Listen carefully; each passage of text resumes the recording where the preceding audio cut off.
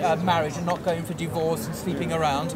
But we've forgotten that. We now live in a world where anything goes, you do what you like, and the consequences are broken families, it's divorce, it's suicide, it's disease, rampant STDs, mental health all over the place.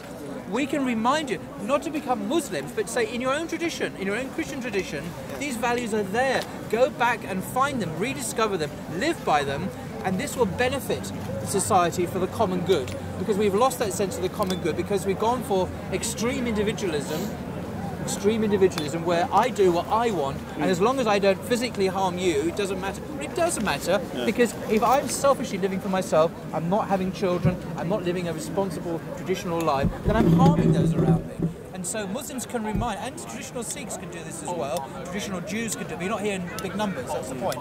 Muslims are here in bigger numbers. But you know what I say so we can remind about the benefits of traditional living, and also the centrality of God. Because British society has forgotten God. Well, I mean, Can I just add one point, yeah? Like, this is how you know we're going backwards. Because the more that they say they're liberated, actually they're going backwards. And we, with this backwards religion, like they say, because to them, some of them say that we're like middle-aged people. Well, you know, why are you wearing a headscarf if you're in the 21st century? You know, women are able to dress the way that they want, so why are you covered? We live in a world where it's okay to be half naked, but it's not okay to be covered up. And this is how backwards we are. And that's why I agree with you when we say we're here to remind the people of traditional values, because they matter. Because the more free that you get, the more that your society breaks down. Yeah, but we do have a middle ground, though. That's why Islam is there to preserve one of 5 things, and one of them is lineage, right? That's why we have to get married, so that we know who our children are, the children know who their father are, the children know who their mother are. In this society, you don't have that. You have people using unprotected sex, people using condoms so they can just sleep about with whoever they want to sleep about, and it's very common within the Western culture. I'm not saying it doesn't happen in the Muslim culture, but a true Muslim would get married, they would know who their parents are, and we would continue that lineage. But here you have a lot of single mums, people who don't know who their father is, which causes other further problems within society, because you have a lot of upset children who grow up in broken homes, who don't have those prominent parental figures, and they end up kind of going astray and kind of messing up the society. So this is why we're here to teach you people. I agree with you. I agree with you. Like I said, the West needs to take responsibility and say, look, the low birth rates that are, like this particular killer was talking about, because he said it's about birth rate, or whatever it was here, is their own responsibility. If you're not getting married and you're not having babies and you're having 1.8 per household, and another community is having 3 to 4, which is normal. He's right. But the thing was that a lot of people think I'm scare tactic. This is a fact that the West has become too liberal, and what has happened, they're going to start losing their birth rates, and it will come to a point where you have a such stronger culture who has kept its traditional values. And I'm not condemning that. I think it's a good thing. And don't abort babies, get married young, have a number of kids. They will start to increase their numbers, and this is the fear. Want British people to have those. Yeah, I know. So the thing is, they're good for the common good. So this is the thing here. The fear is the fear mongering among the right, the far right, is that they respect Islam, yeah, because when you listen to some of these, they respect the tradition. Hold on. No, they respect. Let me say that. That wasn't me. That was let me phrase that. They respect the strength of Islam in the sense that they see it as a culture or a religion that, when it comes to another place, it doesn't deviate from its main In my experience, complex. they understand precisely zero about Islam. That's They have this weird idea, some kind of death cult out there. They have no idea about real Islam at all, in my experience. I mean, some of them may have an inkling of it, but most have no idea at all. Islam is an extraordinary tradition that has many riches in it, that Western people can at least find a reminder of their own treasures they've forgotten, like traditional marriage, moral responsibility, and protecting children, the unborn child, and so on, or find it in Islam and come into the fold of Islam. But either way, there's a benefit. It's a win-win situation. If only Westerners would overcome their hostility and prejudice to something they don't understand. If they understood Islam and rejected it, I'd say fair dues. But I honestly don't think most of the right-wing people, they don't really understand Islam at all. What they're rejecting is something that I wouldn't follow. I wouldn't follow what they're rejecting either. They're not rejecting real Islam. That's why I became a Muslim, because I looked beyond the media, beyond the stereotypes, and discovered something that I didn't know existed, and it was called Islam, the real thing. And that's very different. And it's not a westernized Islam, by the way. I'm very traditional. I look very traditional, but it's not a westernized Islam. It's the full Monty. It's the real thing. That's the 4 schools, unchanged, unreformed, as we see throughout history. That's the Islam. But don't you think there could be a meeting of minds in the middle? Because I do believe that. But it has to start with them. Hold on. No, it needs to start with both sides. So I believe, look, the West has become too liberal, which is destroying itself because liberal values, when it goes to the extreme, starts to kind of like self-implode. I also believe the Muslim community are too orthodox in a lot of ways. But what's wrong with that though? So, no, because then you're going to clash, yeah? No, but wait, listen, so let me say something. Islam let me does not adjust to the people. The people adjust to Islam. We're not going to change our religion to please the West. I made that very clear. Let me just finish. So, what I believe is the best route, yeah, or the best solution is for them to come both into the middle ground. And what I'm talking about middle ground is that you don't have to accept the West in terms of the culture. You don't have to go to a pub, you don't have to do this, you don't have to do that, you don't have to agree with same-sex marriage and all that. But it's about being educated about that and accepting that the host nation, or the nation that we've come into, does have that as a culture. It can do that. And they're allowed to do it. So one of the things is, I have to admit, I went to my local area, I had to go somewhere that I've been going there for months, and we were talking about pubs last week. I don't drink for 6 years and I'm against drinking. But I do still go into pubs and I just have a Coke. And what you can do it. Okay, no, you can go to a pub and just sit there. And but don't expect Muslims to do it. But what I'm saying is that the pub culture is part of British culture. It's just a fact. And so what's happening? I went to a certain area that I've been going for a long time, and there's a pub that used to walk past. That pub weirdly closed down since the last time I was there. A lot of pubs are closed. And so this pub was closing down, and I was thinking to myself, oh, supermarkets, cheap booze, changes in habits. Yeah, but the pub, what I see as the pub for the British culture is a place where they congregate and they kind of socialise. It's not necessarily about the drink, because I've gone to pubs, I don't drink anymore. So I think when you see the white indigenous population kind of walking past and saying, "Oh right, you know, people have wine at home and wine in restaurants. It's not all pub centred anymore. I know, but what I'm saying is that what I'm saying is that when people are saying we feel like our way of life is changing, to us it may seem quite trivial, these pubs closing down, but to the people that were sitting in the pub just a week or two ago, it's probably a big thing that their local pubs shut down. But that's not a Muslim problem though. No, but I'm not telling you. I'm trying to tell you to empathise why some people might start thinking that, okay, when an area becomes particularly demographically different, like maybe more Muslim, that certain things that they enjoy become taboo, and people don't go there. Which area are we talking about? Yeah. I'm talking about Barking in that time.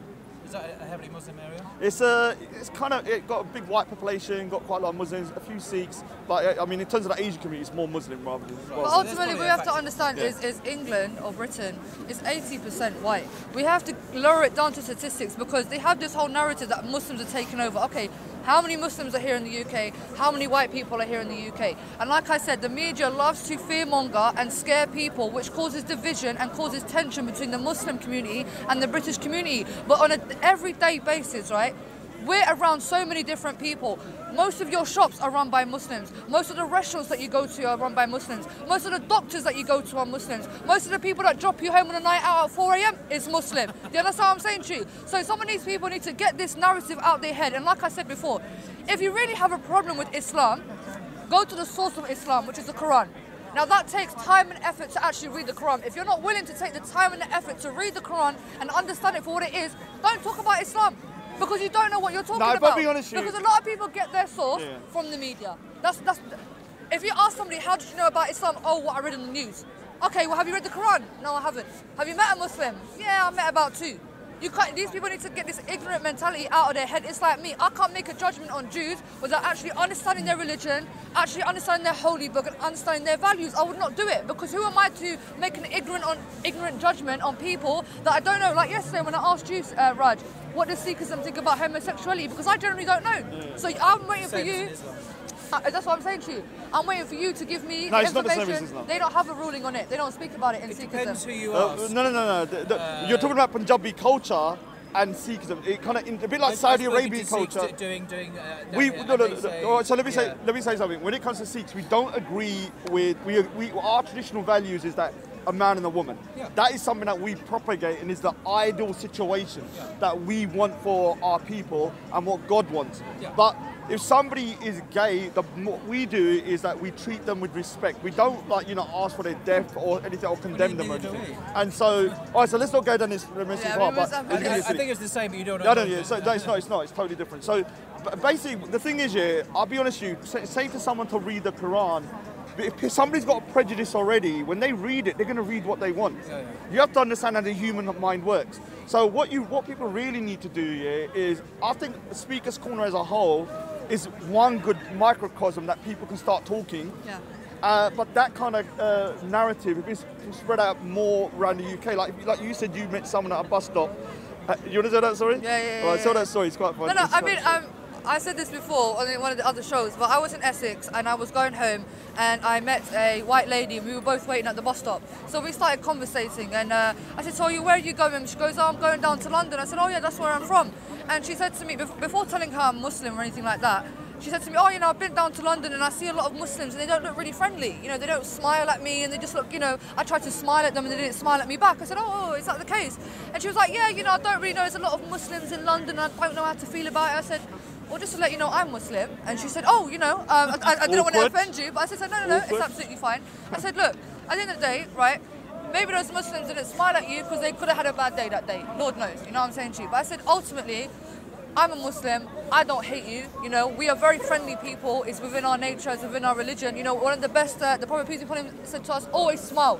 That's the best thing to do, see somebody you smile. You understand what I'm saying to you? So, you know, and we had this conversation and we actually had a good conversation. Towards the end, I feel like she kind of had a bit of more of an open mind about Muslims once she actually spoke to one. You know what I'm saying to you? So like you said, Speaker's Corner is a very good platform for people to conversate, to ask questions. I think one of the main things is to ask questions. A lot of people... No, I think the main thing is to humanise people. Yeah. Because the problem is when you get to a stage and you're in an echo chamber, you're not speaking to people, you're only speaking to people that... Or when you Google, you're Googling certain things. Like, you know, you might Google, oh, Islam, is it religious? Or instead of saying, is Islam X, you might put a loaded word into it. So all your feedback comes back quite negative.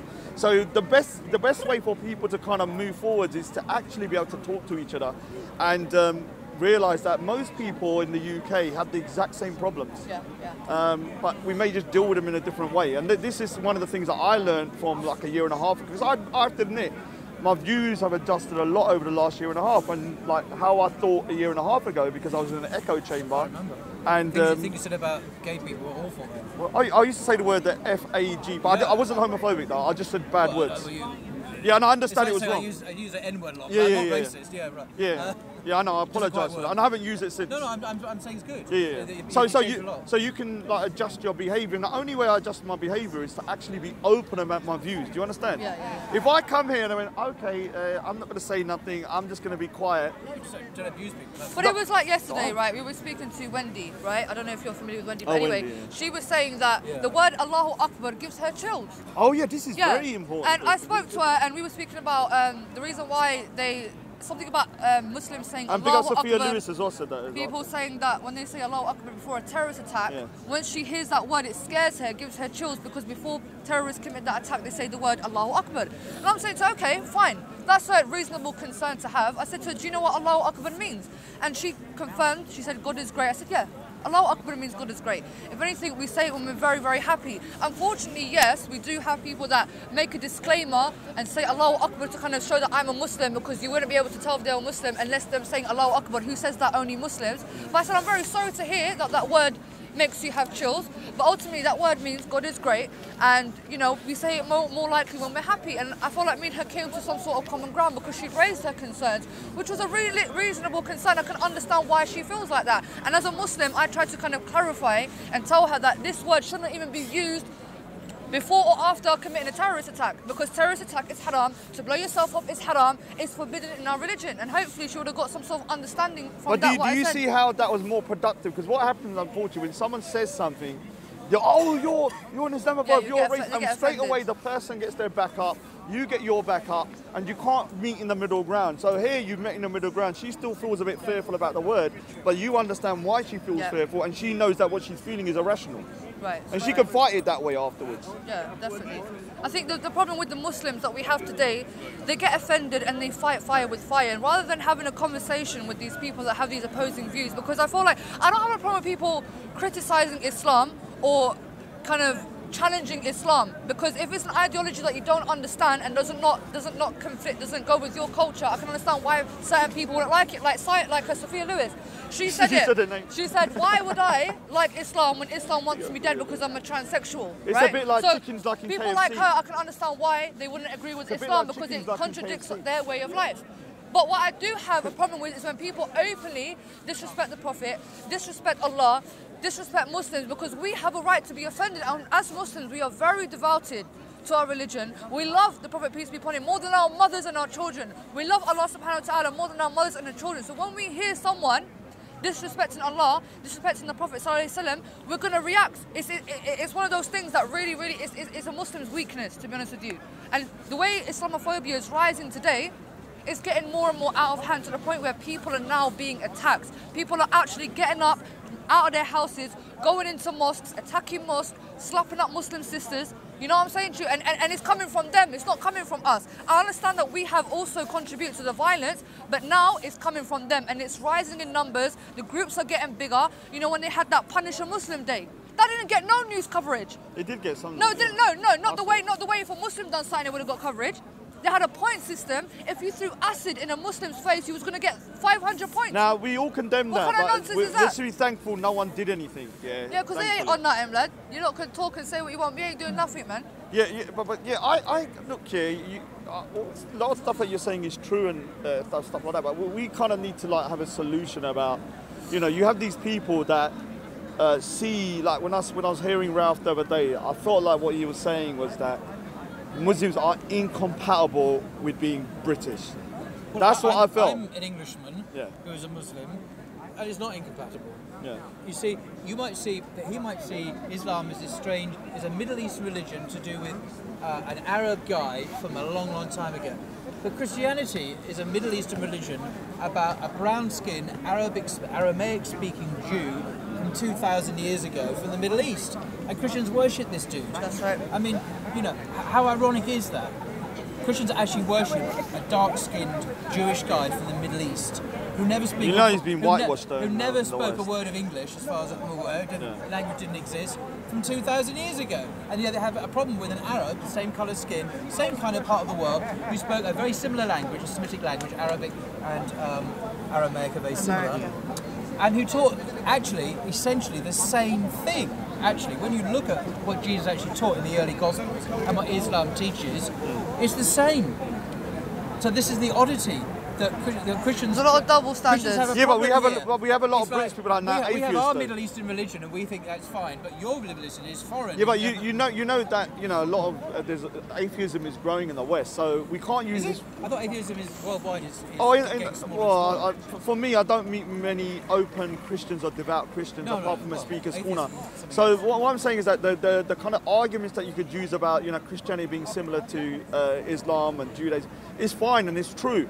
But we now have a population of a lot of white indigenous population that are atheists. So, like one of the things is that they don't. If you're an atheist, you don't believe in a soul, in a sense, in terms of when there's a baby. So, when you're talking about fetuses and stuff, they don't see it anything apart from just some kind of, just a fetus, nothing else. But for us as being religious, we see a soul in there. We see a person. So we're looking at it from it's a human being. I mean, a fetus is just Latin for young. I know, but it's still an unborn child. It's just a question of language here. If you use language, it's like the Americans just say in Vietnam, collateral damage, i.e., wiping out a whole bunch of Vietnamese. If you just use language, this is an unborn human being. Yeah. I agree with you 100%.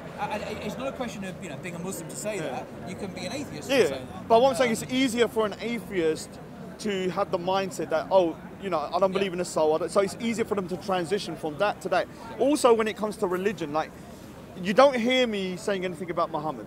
You don't hear me saying anything about Allah. You don't hear me saying anything about the Quran. Because you have that respect. Because it's about mutual respect. Yeah, exactly. Because I have my own religious books. I have my own gurus, people that I respect and love, like you respect and love Muhammad. And I also believe in Wahid. I believe in God. You may call it Allah, I call it Wahid. Yeah. So I don't go down that route because I have my own belief. But for an atheist, we cannot expect the same level of respect. So I can't expect an atheist to respect my religion and stuff like that. Because for them, they have a different outlook on life. So you can expect it from me. So if I said something to you, you'd have a right to curse back my religion. Yeah, but I wouldn't do that. I'm not saying you would, but I'm just saying to you that... As Muslims, we have principles, yeah? We have morals. We wouldn't go out of our way. The way that the Christians come here and they openly call the Prophet, peace be upon him, a paedophile, we would never say such thing about Jesus. We wouldn't attack them personally, right? Or we wouldn't be abusive or disrespectful. Rather, we'd rather challenge the ideology. Say your name. Hello. Rather than being disrespectful and being abusive, and kind of cursing their God and cursing their prophet. We'd rather challenge the ideologies. For me, But I have heard it both ways. I've heard a lot of people saying that, oh, did God come out of a woman's vagina and stuff like that? But that's a reasonable question, though. But I'm saying that's not addition. No, it's nothing compared to being the prophet being called a paedophile and all these other things, you said the same. No, this is very interesting. What is offence? Because to you that's not offensive, but to a Christian that's offensive. This is why free speech is so important, because I could find one thing offensive and you don't find it offensive. Exactly like now. So when someone says God came out of a woman's vagina, to a Christian that is blasphemous and very offensive. To you, it means it's like you're critiquing. But it's true. That's what I'm about to say. We're saying facts. I can use the same logic when people are criticising Islam. It does say certain things that some. So hold on, 1 minute. No, one second. Hold on, one second. This is so important about free speech and why I'm a free speech absolutist, because offence here is very subjective. Now, if I called Bob the Builder and said, you know, God come out of the, I was trying to come over. God come out of a woman, he'd be extremely offended. Would he? He's offended at everything. I mean, he's offended at. No, but most Christians would be hold on, offended by that. can I say something? I want you to speak about the atheist problem, and then can I just say one thing? I want to talk about solutions afterwards. Exactly, that's what we're talking about. Atheism in the West. Atheism in the West is. Atheism in the West is not. Who's she talking to? All right, I thought she was talking to you. I thought she was asking if you're a boy or a girl. God, I do not like dogs, sir. I thought she was asking if you're a boy or a girl. Very funny. What was it? Was it a dog? I can't see nothing. 2 dogs. Oh, it's 2 dogs. Bigger. Oh, this is something else here that I mentioned. Oh, I don't. I don't like dogs. Right. Big up dogs. Love dogs. The problem with atheism, it has nothing to contribute to our Western civilization. Our civilization now doesn't understand why it exists. Doesn't seem to have any meaning left. Doesn't have a purpose anymore. There's no transcendent purpose that animates us all to think, yeah, this is what we're about as a people. But we've lost that. We now live in an age of materialism, extreme individualism, where pleasure and money and career are it, and that's kind of it, really.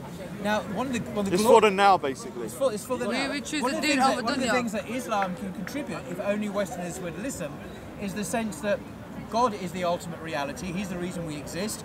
That there is actually life beyond this life. That we will be held accountable for our actions, and so we must behave well in this life because God cares about what we do. We'll be held accountable for our actions, and also that we've been given a guidelines to live successfully in this life. So traditional morality, respecting unborn children, the difference between men and women, different gender roles, charity, help for the poor, concern for the oppressed, and injustice, a freeing of slaves, and so on. All that the Quran talks about. But there is a death penalties for certain.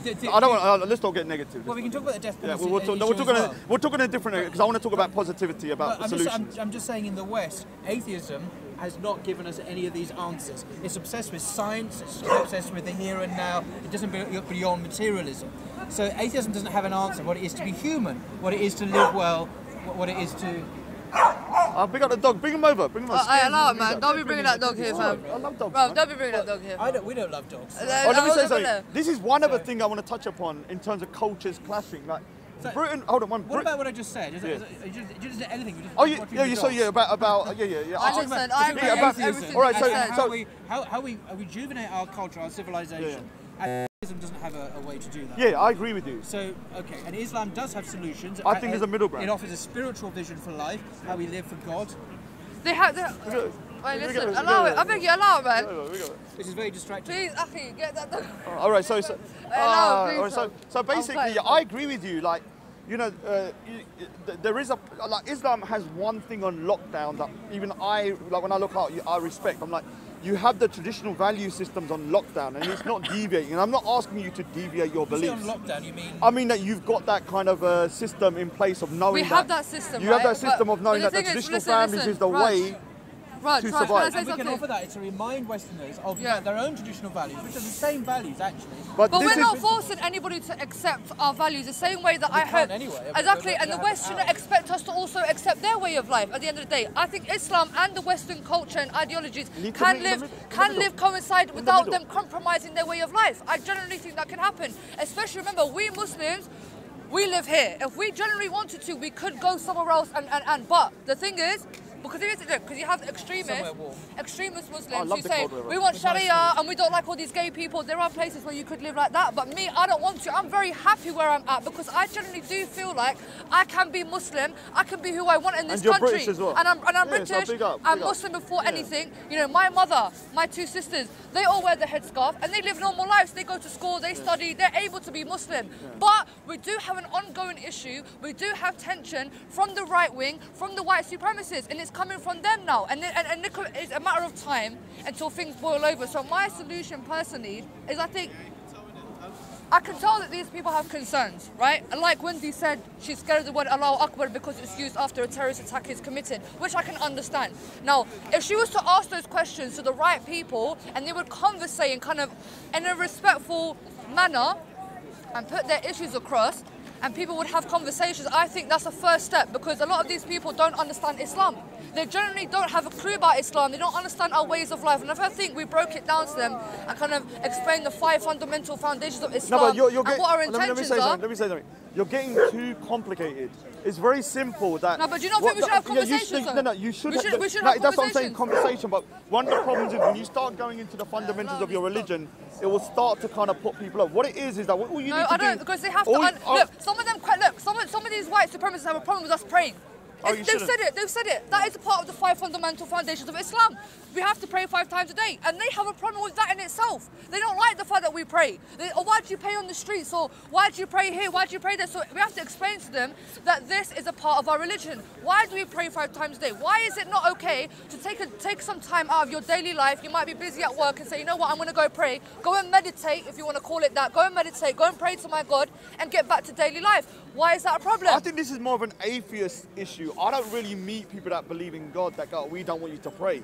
Like, I've never had an issue at all with Muslims praying in the park. I don't really care. Like, if you're praying, you're not interfering with me. But what you do see is people that don't have a religion find it a little bit overwhelming seeing it. So for me, I know praying is not a problem because Sikhs pray. Yeah, but if you're not from that background, that's what I'm saying. We need to look through the lens of these individuals. It may not even be rational what they're thinking. But when they're seeing certain things, and the thing is that the first thing we need to start doing is like being able to talk without one side calling the other side a Nazi and the other side going, oh, you're an Islam. We have to have the right people and the right representatives. We have to have the right representatives. So people, like even now when we're having a discourse, that we should be able to talk and talk openly and criticise without each side going, all right, we're not going to talk to you afterwards, you're this, you're that. Because you're never going to be able to... So if that happened to me when I came here, I would still have the same views, do you understand? But I had certain individuals come up to me and go, Raj, let's speak to you privately, and we had a good chat and stuff.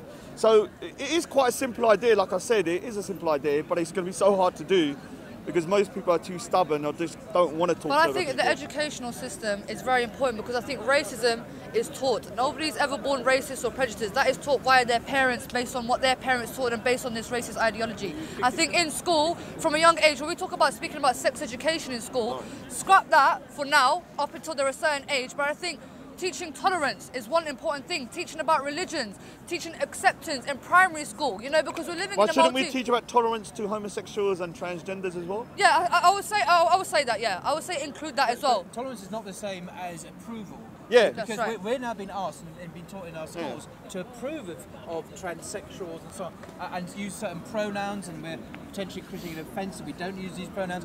But this is not tolerance. This is takeover. This is indoctrination. But do you not see how your language is quite indoctrination. inflammatory? This is liberal. But your language is quite inflammatory It's as well. indoctrination, mate. I don't think so. You're saying it's a takeover. It is. And so I don't think you're understanding that what is it? some of the Cultural... narrative I hear about, I'm not saying what you're saying is wrong. Let me Yeah, say, go on, because go on. Yeah, go on.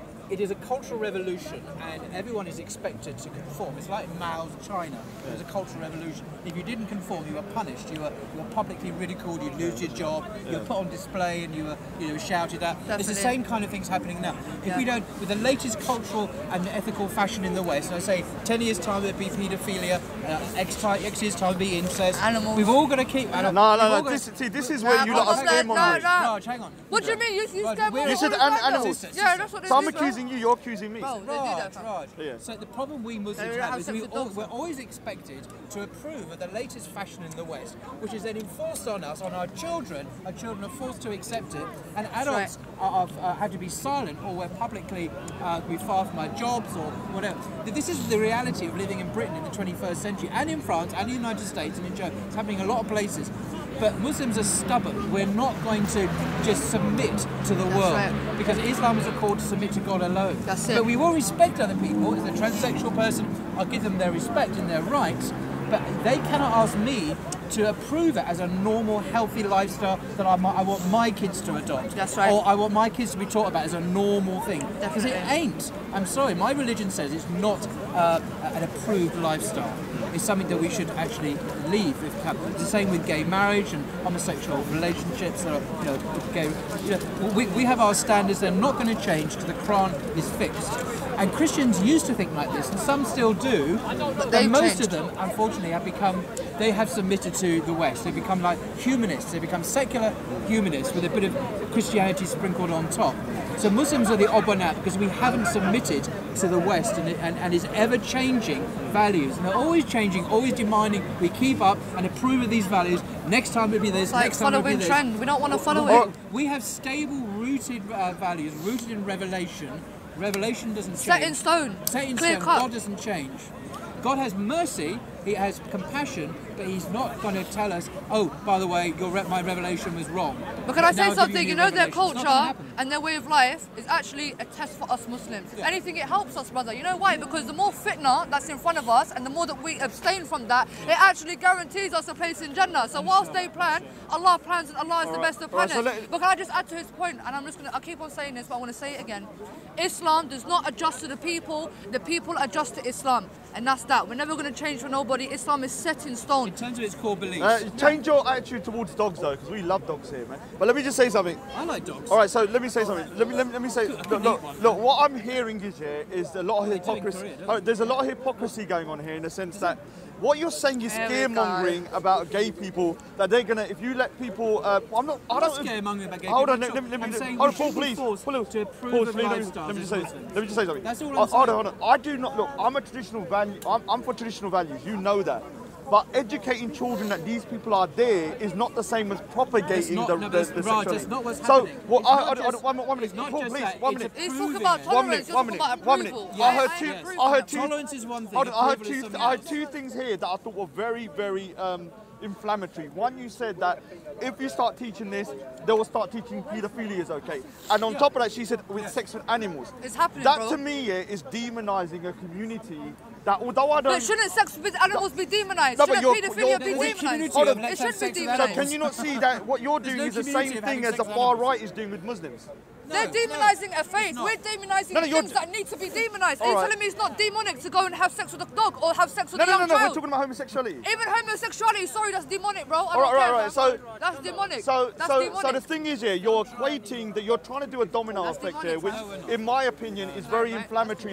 You're saying that if you start accepting homosexuality, the next stage is going to be paedophilia, and then sex with dogs and animals. So what I'm going to say is that is the same narrative. 1 minute. That is the same narrative as the far right is doing that. If we let Islam in here, it's going to take over, and then all of our way of life are going to decrease. But that's actually real fear-mongering, You didn't hear what we said. We said that Islamic values are rooted and fixed in revelation. Okay, the Quran says that any sexual intimacy outside of heterosexual marriage is completely forbidden. I'm not talking about that. You're strawmanning. Hang on, I'm not. Let me finish. So, when schools say we should show respect and tolerance towards gay people or transsexuals, Muslims will say yes. Everyone should have respect as human beings. Yeah. But when schools say that we should approve of these lifestyles, that we should say they're acceptable and normalise these things... You're strawmanning me though. I wasn't saying that. To what I'm saying. Yeah, I am listening. I'm saying what I'm saying. Yeah. Then traditional Catholics, evangelicals, traditional Sikhs, traditional Hindus, traditional Orthodox Jews, and Muslims will all go, oh my God, no. Because we don't want our children to be indoctrinated in ideologies that normalise behaviours which are not from God. But when it comes to individual transsexuals or gay people or lesbians or whatever, we must respect them as human beings and accord them their rights as human beings, but it doesn't mean we have to approve of them. That's right. All right. So now let me finish example. Now, this is not new to Muslims. Muslims don't drink. We think it's wrong for us to drink. But we work with people who drink alcohol, who go to pubs. We don't judge them and condemn them and say you don't have your rights. That's right. We allow them to have their rights. Yeah. So it's not a question of you're mixing up tolerance with approval. They're not the same thing. And that's what All right, we so let me say something. Look, please, two of you. It's going to be 2 seconds. Okay. What I'm saying to you is, no, I beg you stop. What I'm saying to you is, we expect tolerance back from them as well. We're not expecting them to approve of Islam as well. The same thing that we expecting from them, we also expect the same back. You know what I'm saying? We're not saying to them accept Islam and become Muslim and do what we do. We're just asking for simple respect. It'd be nice, inshallah. Please don't disturb me for 1 minute. I'm asking you. You are doing a straw man argument. I'm not telling you to say that your views on homosexuality is wrong or right. What I'm saying to you is that you're demonizing the community by saying, if we allow this homosexuality to be propagated in the schools, the next stage will be paedophilia and then having sex with animals. That is demonizing that group, because you're saying that by allowing them to be who they are, it will then be a domino effect and the whole of society will become deranged and debauched. The same thing is well, debauched. Having sex with dogs and with their children is debauched, in my opinion. So basically, when it comes to the far right, what they are saying is this: that if we allow Muslims to practice their faith, orthodox, in the way they want, the West will start to lose and they'll have a knock-on effect, a negative effect. That's scaremongering as well. What you're doing is the exact same thing, and I'm going to call that the hypocrisy of it, because you're scaremongering a particular community. Remember, I'm not Which the community? I'm the LGBTQ community. I'm not the LGBTQ warrior, yeah. Because a lot of people think I'm a warrior for the LGBT. I'm not. I just like to support the minorities here and people that are demonized. Look, it is on record that I am a person with same-sex attraction, yeah? So in the language of some people out there, I'm gay, but I don't practice, I don't do anything about it. So it's not that I'm demonizing them lot. I'm someone who has same-sex attraction. And I can't help that. It's just the way I am, yeah? Same with Colin, big up Colin. No, hang on. So I'm not going to get married to a woman because it wouldn't be just to her because I couldn't have sexual relations, right? So I'm not demonizing them lot. What I'm saying is someone who understands, I used to be part of that community, the LGBT whatever, many years ago. I'm no longer part of it. When I became a Christian, I left it. But what I'm saying is, I'm not demonizing community. I'm saying as Muslims, we have a problem. That from the 1960s onwards, the West keeps on changing the goalposts. It keeps on changing the rules of the game. In 1960, abortion on demand was allowed. And what we think of killing unborn children is murder. Then there was free available of artificial contraception. Then there was the decriminalising of homosexuality. Then there was gay marriage. And then there was this. And then there was that. The West keeps on telling us to adopt new standards, new ethics. It keeps on changing the goalposts. It keeps on changing us to jump through another hoop. Because if we don't do it, well, you're saying you got objective morality, and you're saying we are somehow failing as British citizens, and as we keep on changing our morality to conform to an ever-changing Western morality. And I tell you, in the future, actually, 10 years ago, I remember it was unthinkable that there would be something called gay marriage. Unthinkable. But now it's accepted everywhere. Unthinkable. And I tell you, in 10 years' time, or however many years' time, my prediction that paedophilia will be seen as completely normal and acceptable, and Muslims will say, "Why are you so un-British? But it's been happening undercover. I think it's scaremongering. I don't think paedophilia or sex with animals. It happens in the industry, bro. I'm not saying it doesn't happen. You're saying it's going to be accepted. Raj, hang on. So I'm saying that Muslims are required, it seems, always to keep up with the latest changes in Western morality. Now, Islam is rooted in fixed, unchanging values that God has ordained. We can't change our morality. Now, I know Christians change their morality. The Church of England, for example, is always changing its views because it's given up. It follows on. The society changes. The church trots on behind like a poodle and adopts its values. Yeah, the Church of England does it. The Methodist Church does it. The URC does it. Quakers do it. They all do it. Even the Catholic Church is sort of moving in that direction a bit. They don't like but Islam Muslims, because we're stubborn on the revelation of God, we will not bend the knee to whatever fashion, passing fashion, will change again in 5 years' time. Also, can I ask you a hypothetical? Because we follow God, we don't follow men who are constantly changing their minds about what is and what is, changing the goalposts. And that's what we can remind British people about, their Christian tradition, which is also rooted in revelation. Remind them of their own values, which they have chosen in the name of pleasure, short-term gains and whatever. Remind them of that. They have to become Muslim, just be faithful to God and the tradition they've been given, and then they'll be better people, happier people. Our society will have fewer divorces, fewer abortions, happier people. It'll be a better society if they do that. And that's what we can contribute as Muslims, to remind them of those values that make for the common good, because we've lost those values. Well, I agree with you on this. Thank you. I agree with I agree with you on the sense that I've always said that I'm for traditional values, and I believe the only way to sustain a civilization or people is to have traditional values. Now, I'm not arguing what you are saying is totally wrong. What I'm trying to say is this, you had these people here, transgenders, homosexual, people that we don't agree with their lifestyles maybe, they're there. What do you do? Do you just ostracize them and demonize them? We're not saying that. Or do, told you, I'm one of those, but I'm some same I know, but you don't practice. Exactly. So let me ask you a hypothetical though.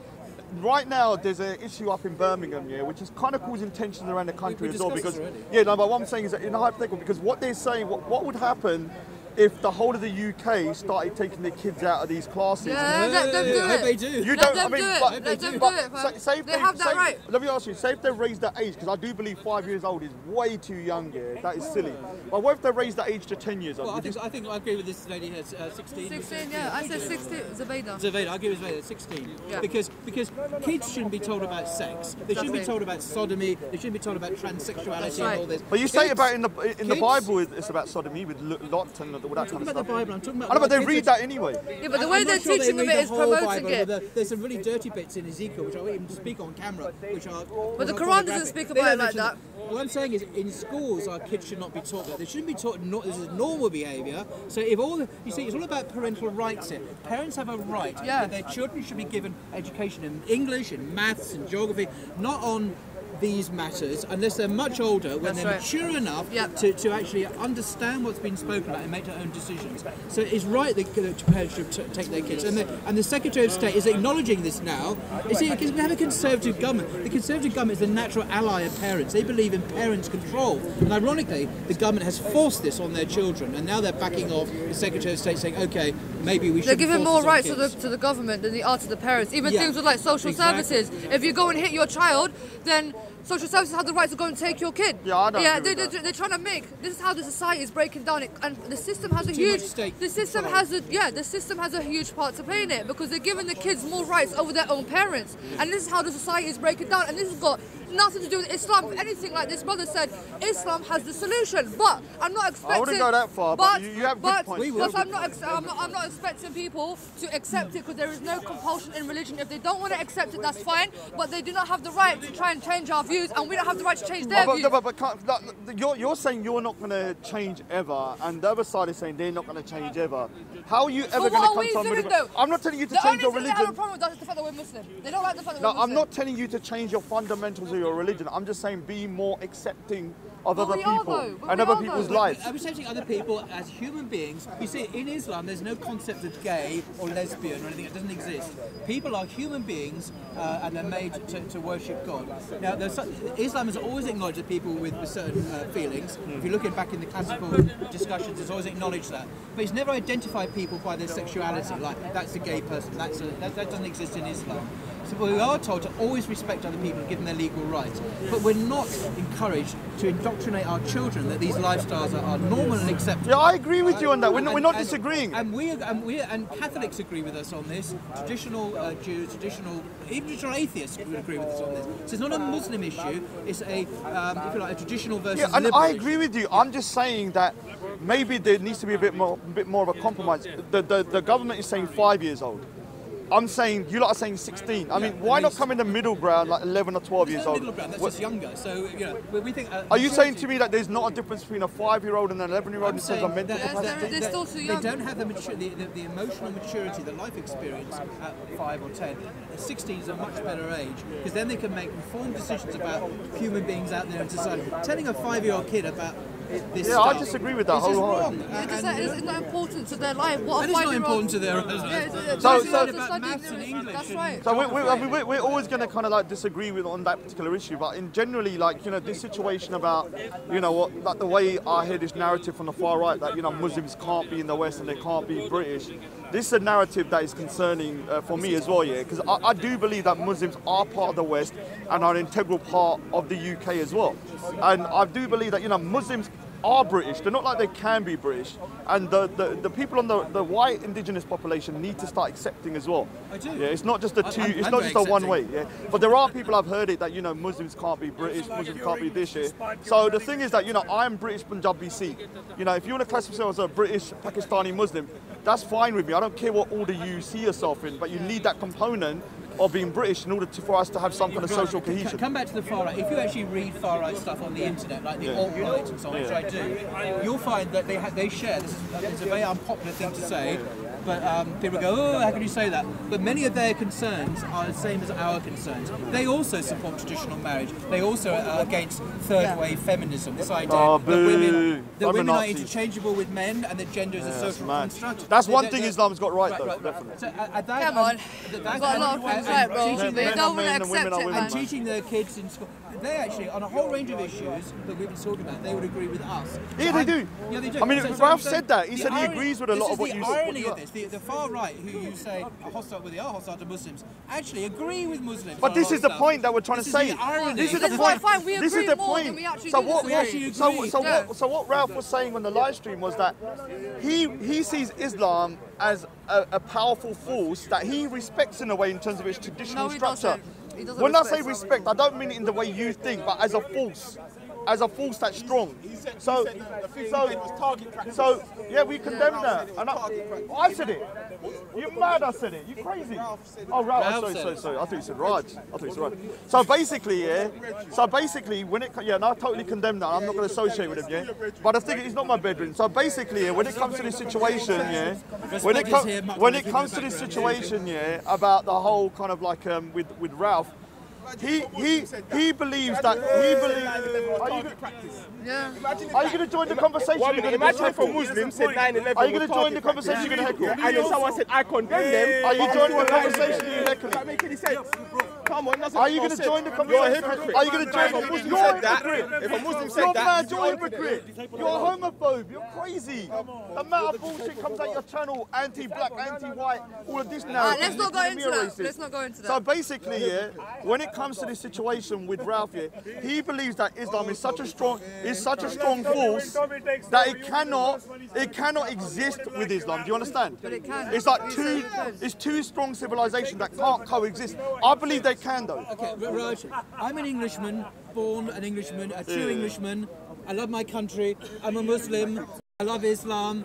I don't want to water it down, reform it, change it, liberalise it in any way whatsoever. I'm telling you, he's wrong. He's wrong. And if he'd like to come to me, I can explain to him why he's wrong.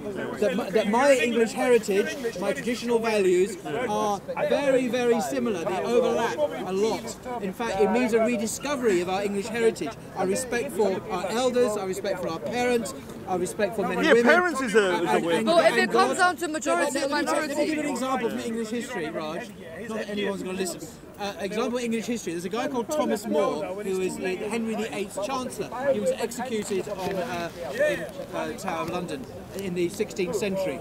And he said that he remained the king's good servant, but God's first. And this is very Islamic. That we can be loyalty to our country, but ultimately we are God comes first. And that's there in our English tradition. This is the ultimate martyr in our history. But it's a very Islamic sentiment as well. We can be loyal English people or British people, but God comes first. That's not just Islam, that's in England as well. So I say to him, these things are very compatible, and I can explain in more detail if he wants to know. Yeah, I mean, Can I say something? I think the majority of Muslims do not hate the West, do not want war, they just want peace. The majority of British people do not want war, just want peace. We have to, you know, compare the statistics. The majority of people are fine living side by side. Unfortunately, we have these minorities, these groups, these extremists And we need to who chuck them both get into a too much desert island. airtime. I think the media gives them too much airtime. They give them too much airtime. You know, they're pushing out this white extremism, they're pushing out this terrorism to scare the people. Because I think the media also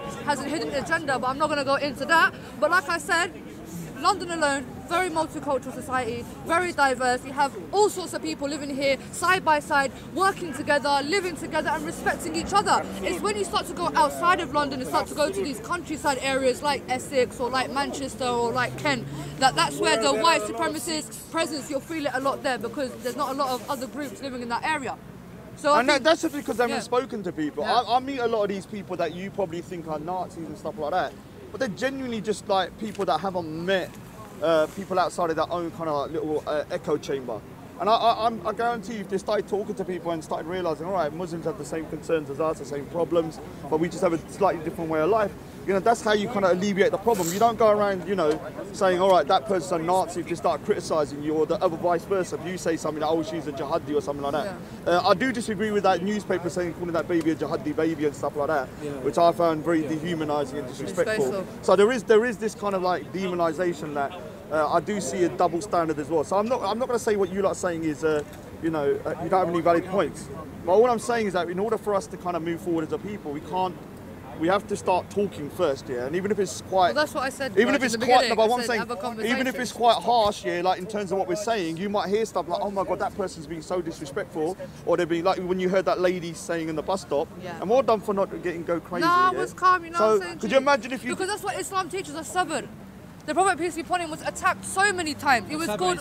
Let's not do dawah, Oh no, it's not about dawah because I'm trying to show you how Muslims are supposed to react under whilst they're being attacked. Allah says, "Do not be the aggressors." Allah does not like the aggressors. Do you understand what I'm saying to you? So when we are in a situation, to my dear Muslim brothers and sisters, where Islam is being attacked, where the Prophet is being attacked, we have to establish sabr. We have to establish patience because these are the traits. This is the sunnah of the Prophet peace be upon him. Do not be like them. Allah does not like the aggressors. Do not be the aggressor. Rather defend yourself. But even then, treat them with kindness and treat them with forgiveness. This is Islam. This is what I'm trying to promote here. All right, so I think I'm not going to be back for 3 weeks, so you got a bit of a rest on me. Me too. And so it's Vaisakhi, it's the most holiest No, bro. It's the most holiest month for the Sikhs. So happy Vaisakhi to the Sikhs. If I don't come back, so I've got a lot of things planned. It was great to talk to you, and big up. I'll still be on the live streams here and there. Anyway, well done everybody. Can you please comment on? Bless C.O.E. You Big seem to one. be very concerned about the Muslims. Can we comment on the rapes in India? Oh, here we There is go. a rape every 12 seconds. Since I've stood here, 3 women would have got raped already. What have you done to stop that? You seem too worried about the Muslims. How about your own country? Yeah. How about your heritage? Because you are Indian, aren't you? Can we talk about the rape in India, please? Because he has an attraction to females, to men, but he doesn't practice, he believes it's wrong. So he doesn't do it, so he knows he's sinning. It's a bit like what he tries to equate it to, is like, say for a man, yeah, it was like, but he stops himself from doing the He thing. has those thoughts. He has He has a thought, but he doesn't act upon it. So what he's saying is that God will reward him for refraining. I'm not touched about that. I don't think It's too late, man.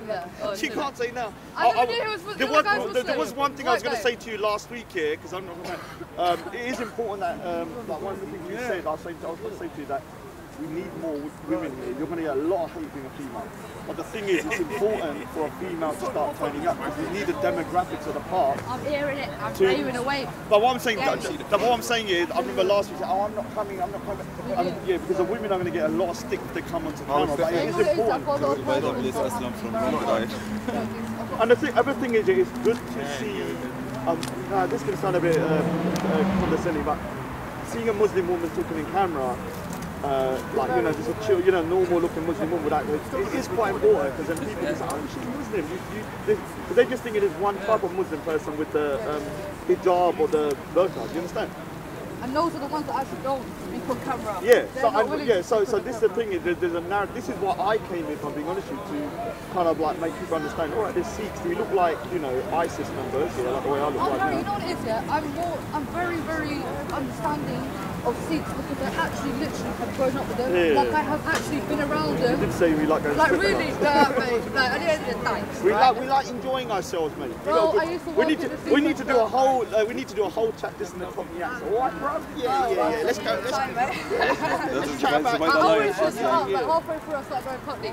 But like literally, growing up in West London, like, I'm from Southall, right? I literally grew up there. but Southall is not as it was like 30 years ago, man. Yeah. Southall was pure like mini India down there. This is India. But No, it's not. There's a lot of Somalis and stuff like that. No, Still, there's a huge Sikh No, no, presence big there. Sikh, yeah. And when you go inside London, all the corner shops tourists are there. Sikhs. Tourists Understand? Big Oh, up we're to just doing our Cockney accents, mate. How you doing, my mate? Yeah, we're going to go down to the pub later. I don't drink though, but I'm going to have a bit why of you got to fun. say How on you doing? camera, man? Now they're going to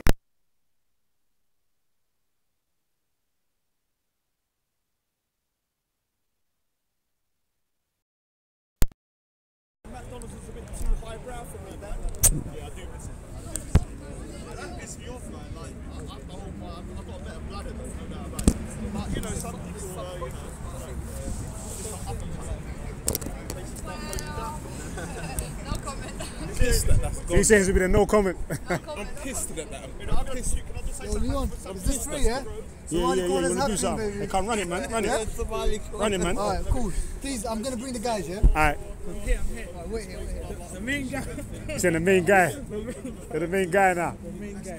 Man, I'm really mad today, bro. Be in Parliament.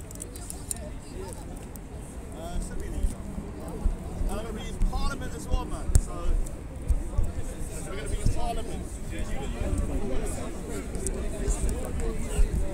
Let me give Hijab and Maku. And James on the sideline. Where's James? You cut out. Yo, what you saying? You ready?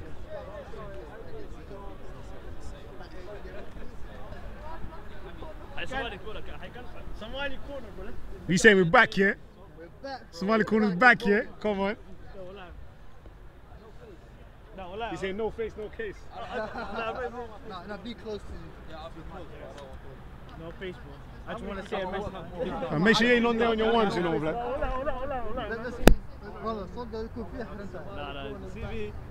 And no, we said everyone's on the no face thing. I'm a dangerous guy, man. I can't be caught. Hey, yo, hey, man's rolling when you're ready, you know, fam. So let's do your thing, fam. It's rolling, it's rolling. Ah, shit. Respect and George. Hype team. Let me see what's going on over here, man. Hijab and Maku, you know. And beefy. Well, we can't deny that he was a prophet. He could have been a prophet and then his message was corrupted along the way. And therefore, you know what I'm trying to say? There was a religious group that kind of moved away from pure monotheism and so on. So, the thing is, Tawheed, the idea of submission, is something which naturally resonates with people. You know, there's a creator out there. There is a sustainer, a maintainer, a power, you know, an entity, the knowledgeable one, the wise one. You know, and the prophets, all they do and all the messengers do is just tell the people to worship in that creator. As simple as that, and to do good to their fellow man. And they came with two things. They came with that message, and they also came with some miracle, some evidence to show that they were truthful. You know? Who brought the law? So what law are we talking about? The law of the Quran. The law is in the Quran. So the Quran, yeah, so obviously we believe God sent down the law, which is the Quran. And so the long story short is God. So was there law before the Quran? Yeah. Where did the law come? Who did God? So for example, we had the law of Moses and Jesus, which was sent to Musa and Abraham and so on. There was always a law. Is it the same law?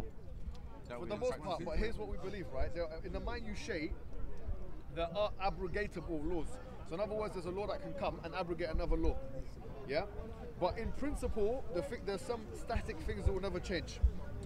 So Tawheed, the idea of one God, that can never change. Jason Raj. Do you know what I'm saying? Like being good generally to your fellow man, that can never change. But there are some specific little minutiae details which can be abrogated. It can be changed because certain communities need this and some communities don't need this. So that kind of thing can be abrogated. There could be a change in that respect. But in terms of an overall change, no. Or in the specific, in the fundamentals, it can never be. So we're now the Sharia law that we're using is the laws of Musa. Is that what we're saying? No, because for the most part, it's fair to say that, but there are some things which have been abrogated. Now, obviously, so the Jews will say we don't believe in abrogation, for example, yeah. But that can easily be disproved. Like, for example, abrogation is the idea that you have a law, and then another law comes after, and it kind of repeals that first law. So, for example, that you can. There was a time where drinking alcohol or being intoxicated was not something which was you could do it, yeah. But then Allah said in the Quran, you can't do it. You can't do it. So there was an abrogation there, yeah. So abrogation means repeal. So the other one goes. Now, in regards to the Jews, there's a clear story which we all agree on that shows that the Jews abrogation. Do you know what story that is? You know when Abraham got his son in the Old Testament thing, it's Isaac, and he was about to kill his son, and then now it was replaced with a sheep thing, yeah. So if it was no abrogation, because there was an initial command, and the command is a law. So the initial command was to sacrifice the son, but that command was repealed by the second command, which was not to sacrifice him, because there's going to be some other sacrifice that you put in his place. So even within prophets, you can see that there's movement from law to law, and that's an abrogation. Go on. For me, I don't know about Abraham, but before Abraham, was there a law sent to other people before Abraham? Yeah, so Noah came before Abraham, for example. So there was a law sent to him.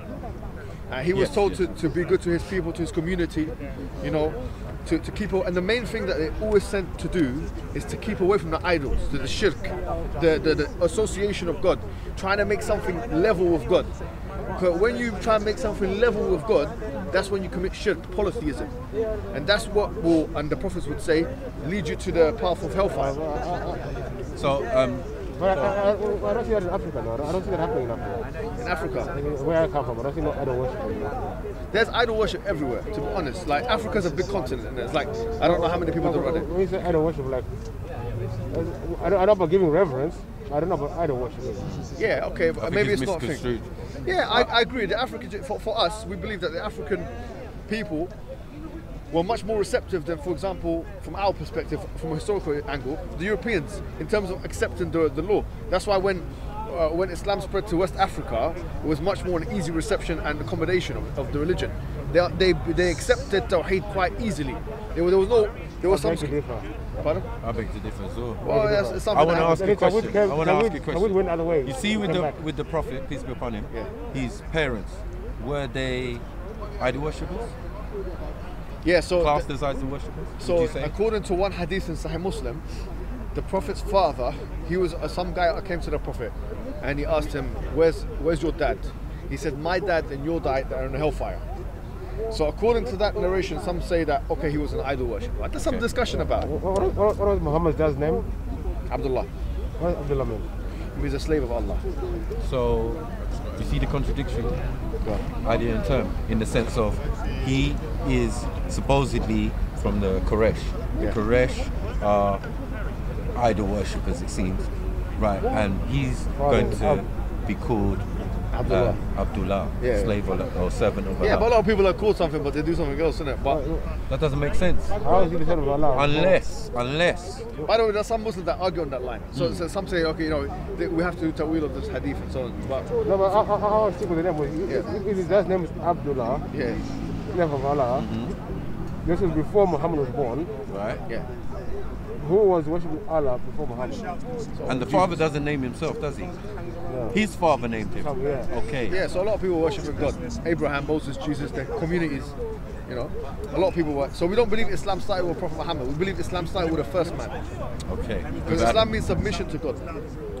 So Muhammad came, the Quran says, لَا نُفَرِّقُ بَيْنَ أَحَدٍ مِنْ رُسُلِهِ. We don't distinguish at all between the different prophets. Now, is that modern Arabic, or is that classical Arabic? That's in the ancient Arabic. Yeah, it's the Quran. With no vowels, no? Yeah. No vowels. Yeah, that's how. Your Quran has no vowels.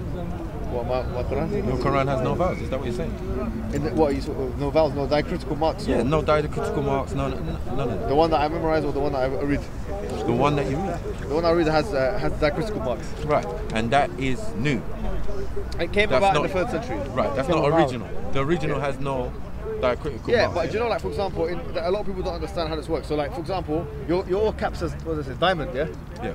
Alright, so I can read that, you can read that, he can read that. But say for example, we bring someone who doesn't know the English language to read this cap, which is diamond, yeah? They might find it actually quite difficult to read it because they say, why is it I and A creates this I diamond sound, yeah? There's something in the English language called the schwa, which is a very common, probably the most common vowel sound that you can make. And when new learners learn a new language, they have to learn English with what is referred to as like the learner signs. So that's why you have the Cambridge Learner Dictionary, yeah? So here the point is that for me and you, we don't need no diacritical marks when we're reading the English language. But for a new learner of the language, they need the diacritical marks. The same way, in the early communities, the Arabs, when they read the Quran, they did not require the diacritical marks because those diacritical marks, it's neither here nor there for me. If I saw the diacritical, the signs on the word diamond, I don't need it. Is that because the language was originally oral? Yeah, exactly. Yeah, it would make more sense. Yeah. So if to get the marks at a certain point, remember, in the beginning it had no vowels. You understand? But we know why it had no vowels because People they knew. spoke it. Yeah. They spoke it. Yeah, It was exactly. mouth So to ear. People knew it. Right. So the thing is, the reason why in the 3rd century AH, people said, okay, well let's move it. Let's put the diacritical marks. It's because Islam started spreading rapidly around the world. So obviously now you had these new learners coming into the Arabic language. They needed the stabilizers, the scaffolding, the linguistic scaffolding. Right. So those diacritical marks aim to serve a purpose, which in this case was a linguistic purpose of trying to facilitate the language for those people. Right. Now, once you put diacritical marks, Yeah. which we're saying are vowels or masculine and feminine, right? Now that would be that's within the language. Like you don't need the marks for that. Oh, so you don't need the marks for For the that? masculine and feminine. Right. So the masculine and feminine is already identified in the word. In the word, yeah. Right. So then when you add vowels or when you add thing, does it change the sound of the word? The thing is, like in the Arabic language, there's something called i'rab, which is something which is in Arabic and Hebrew and other Semitic languages, but it's not actually in English. But the idea is that every third, like the last letter of the word, has either one of 4 different signs. Now, an Arab would know how to recognize those signs quite easy, because they know what you call the Arab, the grammatical forms. But someone who's learning the Arabic, they might not know how to recognize or reconcile these marks. So for that, which changes the meaning and the forms, you need to know. Yeah, you need to know. You heard so it. Change the meaning and the form. So it does change when you add vowels. That's plain and simple. Well, once you put the diacritical marks, depends on where you put change the language. Depends on where you put the marks. You change the meanings of the word. Yeah. More than one meaning for the word. Well, obviously, it completely changes it in some respects. No. The diacritical marks, if, for example, we put them in a certain way, because you know how the Quran was revealed? It was revealed with 3 different things. That's one of the things about the Quran. It's a preserved book. So it was revealed with you had number 1, you had the written form. And you're right to say in the beginning there was no number 1 was the oral. All right, fine. But I'm not putting that in order. But yeah, you can say that. You can number say, 1 is you oral. Can say, Yes. Number 1 is oral. Yeah. Number 2, you can say the written form. Yeah. And number 3, you had the Arabic language. So this triangulated format ensures that the meanings and the vowelations and the sounds, what you say is always going to be said the way it should be said or the way the Prophet said it. So it wasn't just, for example, like let's go back to your cap. Yeah. I know it's just one word, but say for example, you teach your son and 10 other students, this word, you say it like this. Yeah. You give him your cap or you give him that word diamond, and now he knows, not only he's got the physical written diamond where it says diamond, but he can say the word diamond. He's been taught to say the word diamond, and all of your friends, or his friends, let's say 10 other friends, know how to say diamond. Now, so there's an oral aspect where you've been tested and taught how to say it. Right. There's a written aspect, and there's also, you could say, a linguistic aspect. They might be native to the English language anyway, they might know how to say diamond anyway. So these 3 things there ensure that the meanings are going to be preserved until after generations. So linguistically, which is obviously my expertise, I study linguistics. Okay, nice. The whole point is that when we go to the root, like say Arabic, then we either go to the Syriac, where it came from, or you could say Aramic, because the Aramic is the original Hebrew, and then from the Hebrew you get the Arabic. So we can see. What? We don't agree on this. You don't agree? Yeah, because what it is like from what Shalom. Hebrew Shalom. is a dialect from Arabic. Shalom. Well, Shalom bring or it- salam. Same word. But that Hebrew being dialect to Arabic. Continue with Muhammad and Yafet. But linguistic. And Hebrew is not even Hebrew. It's neither here nor there. It's a Aramaic side is point. the real language. Yeah. That Hebrew, yeah, that Arabic is translated from. Get that right. It's translated from. Yeah. I'm telling you, that is translated from. Yeah, is German and Yiddish. Yeah, to give you Arabic. I mean, to give you Hebrew. You understand? So you have to know the root of what you're talking about. So when we talk about Hebrew, yeah, you're actually speaking Yiddish. Unless you're speaking Aramic or Shuric, you get me, or Syriac, you're not speaking the ancient texts or the languages of the ancient texts. There's a bit of confusion there. I'll tell you why. There's language. You're right to say there's language families in it. So you have the Semitic language families, Syriac, obviously Aramaic and Hebrew and Arabic and so on, and other languages. Yeah. Now, from what I've read, linguists on that particular point differ as to what what preceded what. Right. One of the theories is that there was something called al-lugha as-simawiyya al-umm, which is the mother Semitic language, and of that there were derivations of different languages. Of them is Arabic, Hebrew, Aramaic, and so on. Some say no, Arabic preceded Hebrew, and some say no, Hebrew preceded Arabic. It's all a conversation, right? That linguists have, and I'm sure, you know what I'm saying, you've done some research on that yourself. Israelites before Muslims. No, but that's different to saying, are there Israelites before Arabs? Yeah, it makes sense to say that. Are there? Or to ask the question. We say that basically from the biblical narrative, Abraham had two sons, right? So obviously, if you had two sons, Isaac and Isaac and Ishmael existed pretty much at the same time. So they went to two different parts of the earth, and obviously the people of so Ismail himself. There's a discussion among linguists: is Ismail an Arabic word, or is it not an Arabic word? And the reason why there's a discussion is if he was the father of the Arabs, then did Arab result as a result of him speaking it, or his progeny speaking it? But then you also got one problem. If I live somewhere, and I go somewhere, I still speak my language. Yeah. Second? I'm still speaking my language. Yeah. I don't just because on a new lineage, they don't give me a new language. I'll still be speaking the same language I was speaking of my forefathers, grandfather. Yeah. So what language is my speaking? So that's the question. That's a really good question. In fact, that's an excellent question. Because what happened was obviously Abraham. There's almost no doubt that he didn't speak Arabic, yeah, because he lived in the Mesopotamian Empire. The language was not Arabic.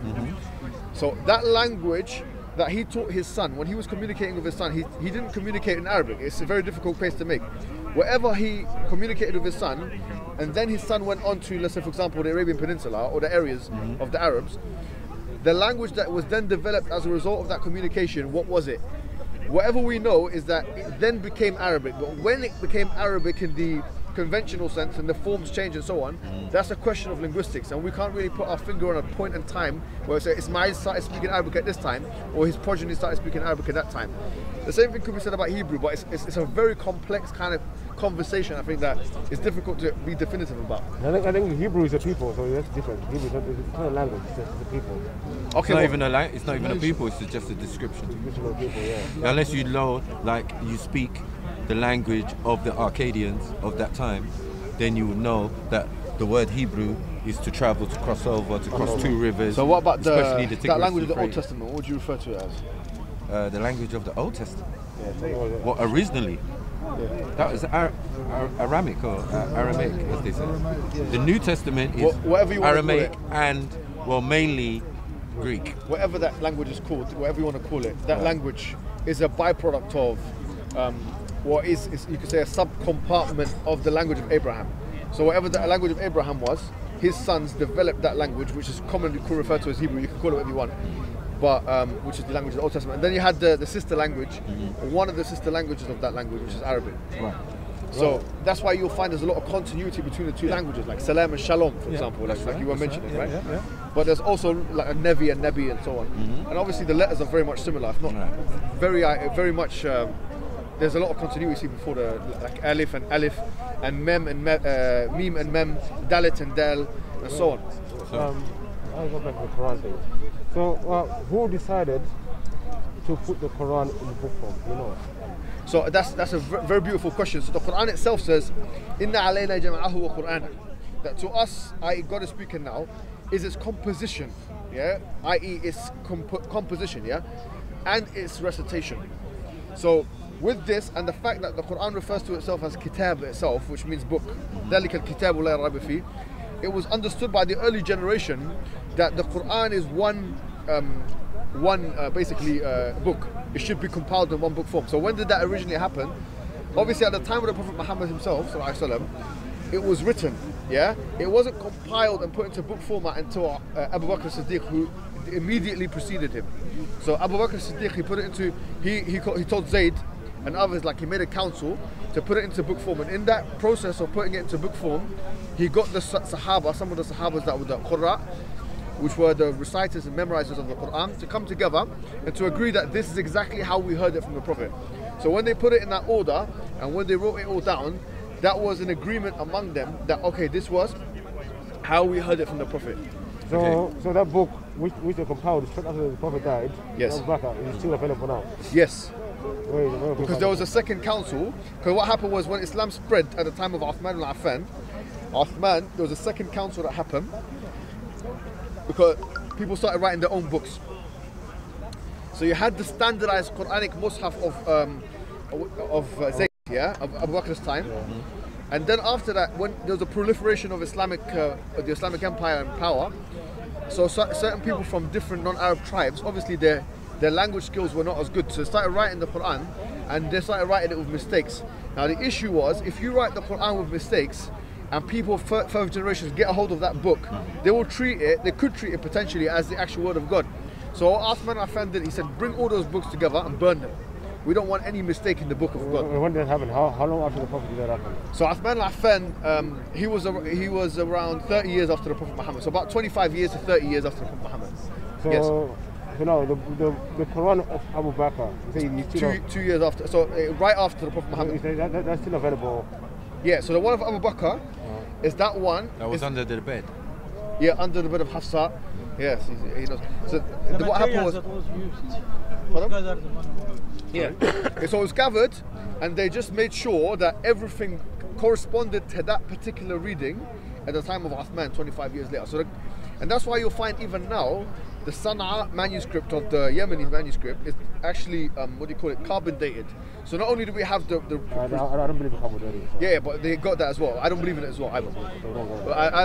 We don't use it as a method of preservation, but it's there. It's carbon dated to 651. Yeah, no, I'm saying. So the Quran which Abu Bakr compiled, did it have the vowel marks in it? No. Those ones that have vowel marks in it. So as we said, the vowel marks came about 100 years after, maybe more. And who decided to put the vowel marks in? I actually believe it was, there was two things that were done. Al-Hajjaj Yusuf al-Thaqafi. So Al-Hajjaj Yusuf al-Thaqafi, he did what he tajdeed of the Quran to 30, this guy was like a tyrant, yeah? But he decided that the Quran is going to be like, okay, this is how we're going to read it, like into 30 juz or divide it into 30 juz, but it was the same content. And he also put the violation marks because Islam started spreading too much into different areas. So he started to put those kind of like linguistic stabilizers for the people to be able to read it. But the rasm was the same. The rasm was the same, so the font and the writing and all that kind of stuff was the same. Do you know what's the rasm? You don't know maybe what's the rasm? No. Sorry, the rasm is the is that why you get like the Dul Quran, the Walsh Quran, and the House Quran? Yeah. So the one thing which keeps me baffled as well. Yeah. The honor and king verse, surah, where I'm the honor, he's the honor of the day, the king of the day. Yeah. Which word was revealed to Muhammad? Both. So honor and king were both revealed to Muhammad. Yeah. So what we have is we have 10 Qurra. Qurra are the reciters of the Quran. Yeah. Now them 10 Qurra were the ones who testified with chains of narration which were mass transmitted up to the Prophet Muhammad that this is the way that they heard it, and they had the written form, the written book, in order to read it like that. Now the word Malik in Arabic is spelled Mim Alif Lam Kaf, yeah, so it's 4 letters. Now the thing is, the way it's actually written in the Mus'haf in the Quran is Mim Lam Kaf with what you call an Alif Khanjariya, which means that it's the lexical item is facilitative of the two readings. And it was intentionally made to facilitate as much of the readings as possible, because obviously we know that the Quran on selective words have two ways in which you can recite it. So is that word masculine or feminine? Masculine. Malik is masculine. Malik yes, is masculine. Yeah. Yes, Malika is feminine. Malika is a feminine. Malika is feminine, but Malik is masculine. Yeah. Both. No, there's only one, isn't it? Malik and Malik is both. There's only one, isn't it? What does it sound for So feminist? now you're saying Malik. He's not asking like a. You're asking Malik. You're saying Malik and Malika is two different words, yeah? Yeah, but that's not the two that we're talking about. We're talking about Malik and Malik. Masculine and yeah, feminine. so I'm saying, so you're saying that Malik and Malika is the masculine. So Malika is the feminine version of Malik, sort of Malik. Right. And Malika is the feminine version of Malik. So what's most written? Is it Malika or Malik? No, there's only one thing that's written, either Malik or Malik. There's no feminine version of that. So that's what I'm saying. It's a feminine word then. It's a feminine word. No, it's masculine. That's not what I've been told by scholars. There's no tamar. Sorry. So it's been made masculine. No, it's a feminine. The principle in it is feminine. It's not. Malik. So why is there no tamar buta there? That's why there's vowels in there. You get what I'm saying? No, but if it was the vowels are not only for linguistic. Yeah, it also gives masculine and feminine. This is what I'm saying. There's not two different words. I agree with you. Do you get what I'm saying? There's two kinds of masculine word and feminine word. There's something called a ta'nith al-asli and ta'nith al-majazi. So there's two kinds of masculinity and femininity in the Arabic language. Yeah, one of them is what has to be identified by what you call the ta at the end of it, which is actually a ha.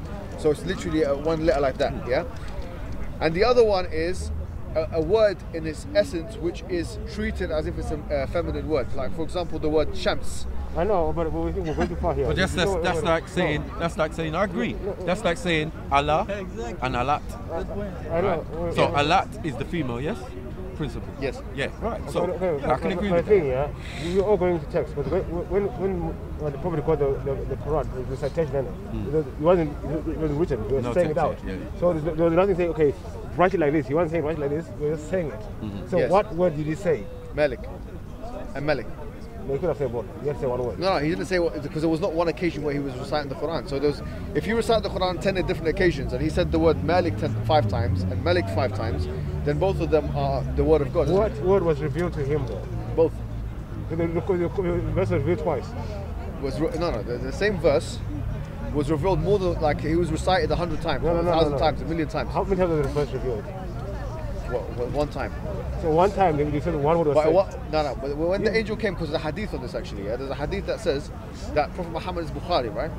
Prophet Muhammad asked the angel to make the Quran as facilitative as possible for as many tribes as possible. I know, I'm not getting on that, but I just want to get down to the word. So that word was revealed, obviously, that particular verse, that one verse was revealed in two different forms, Malik and Malik. So it was revealed twice? Yeah, in essence, that word, there was two revelations. One with the word Malik and the other one with the word Malik.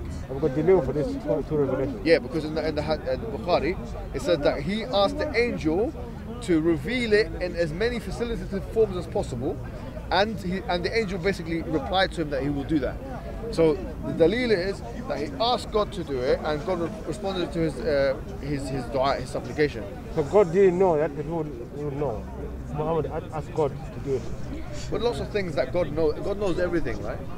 God knows all things.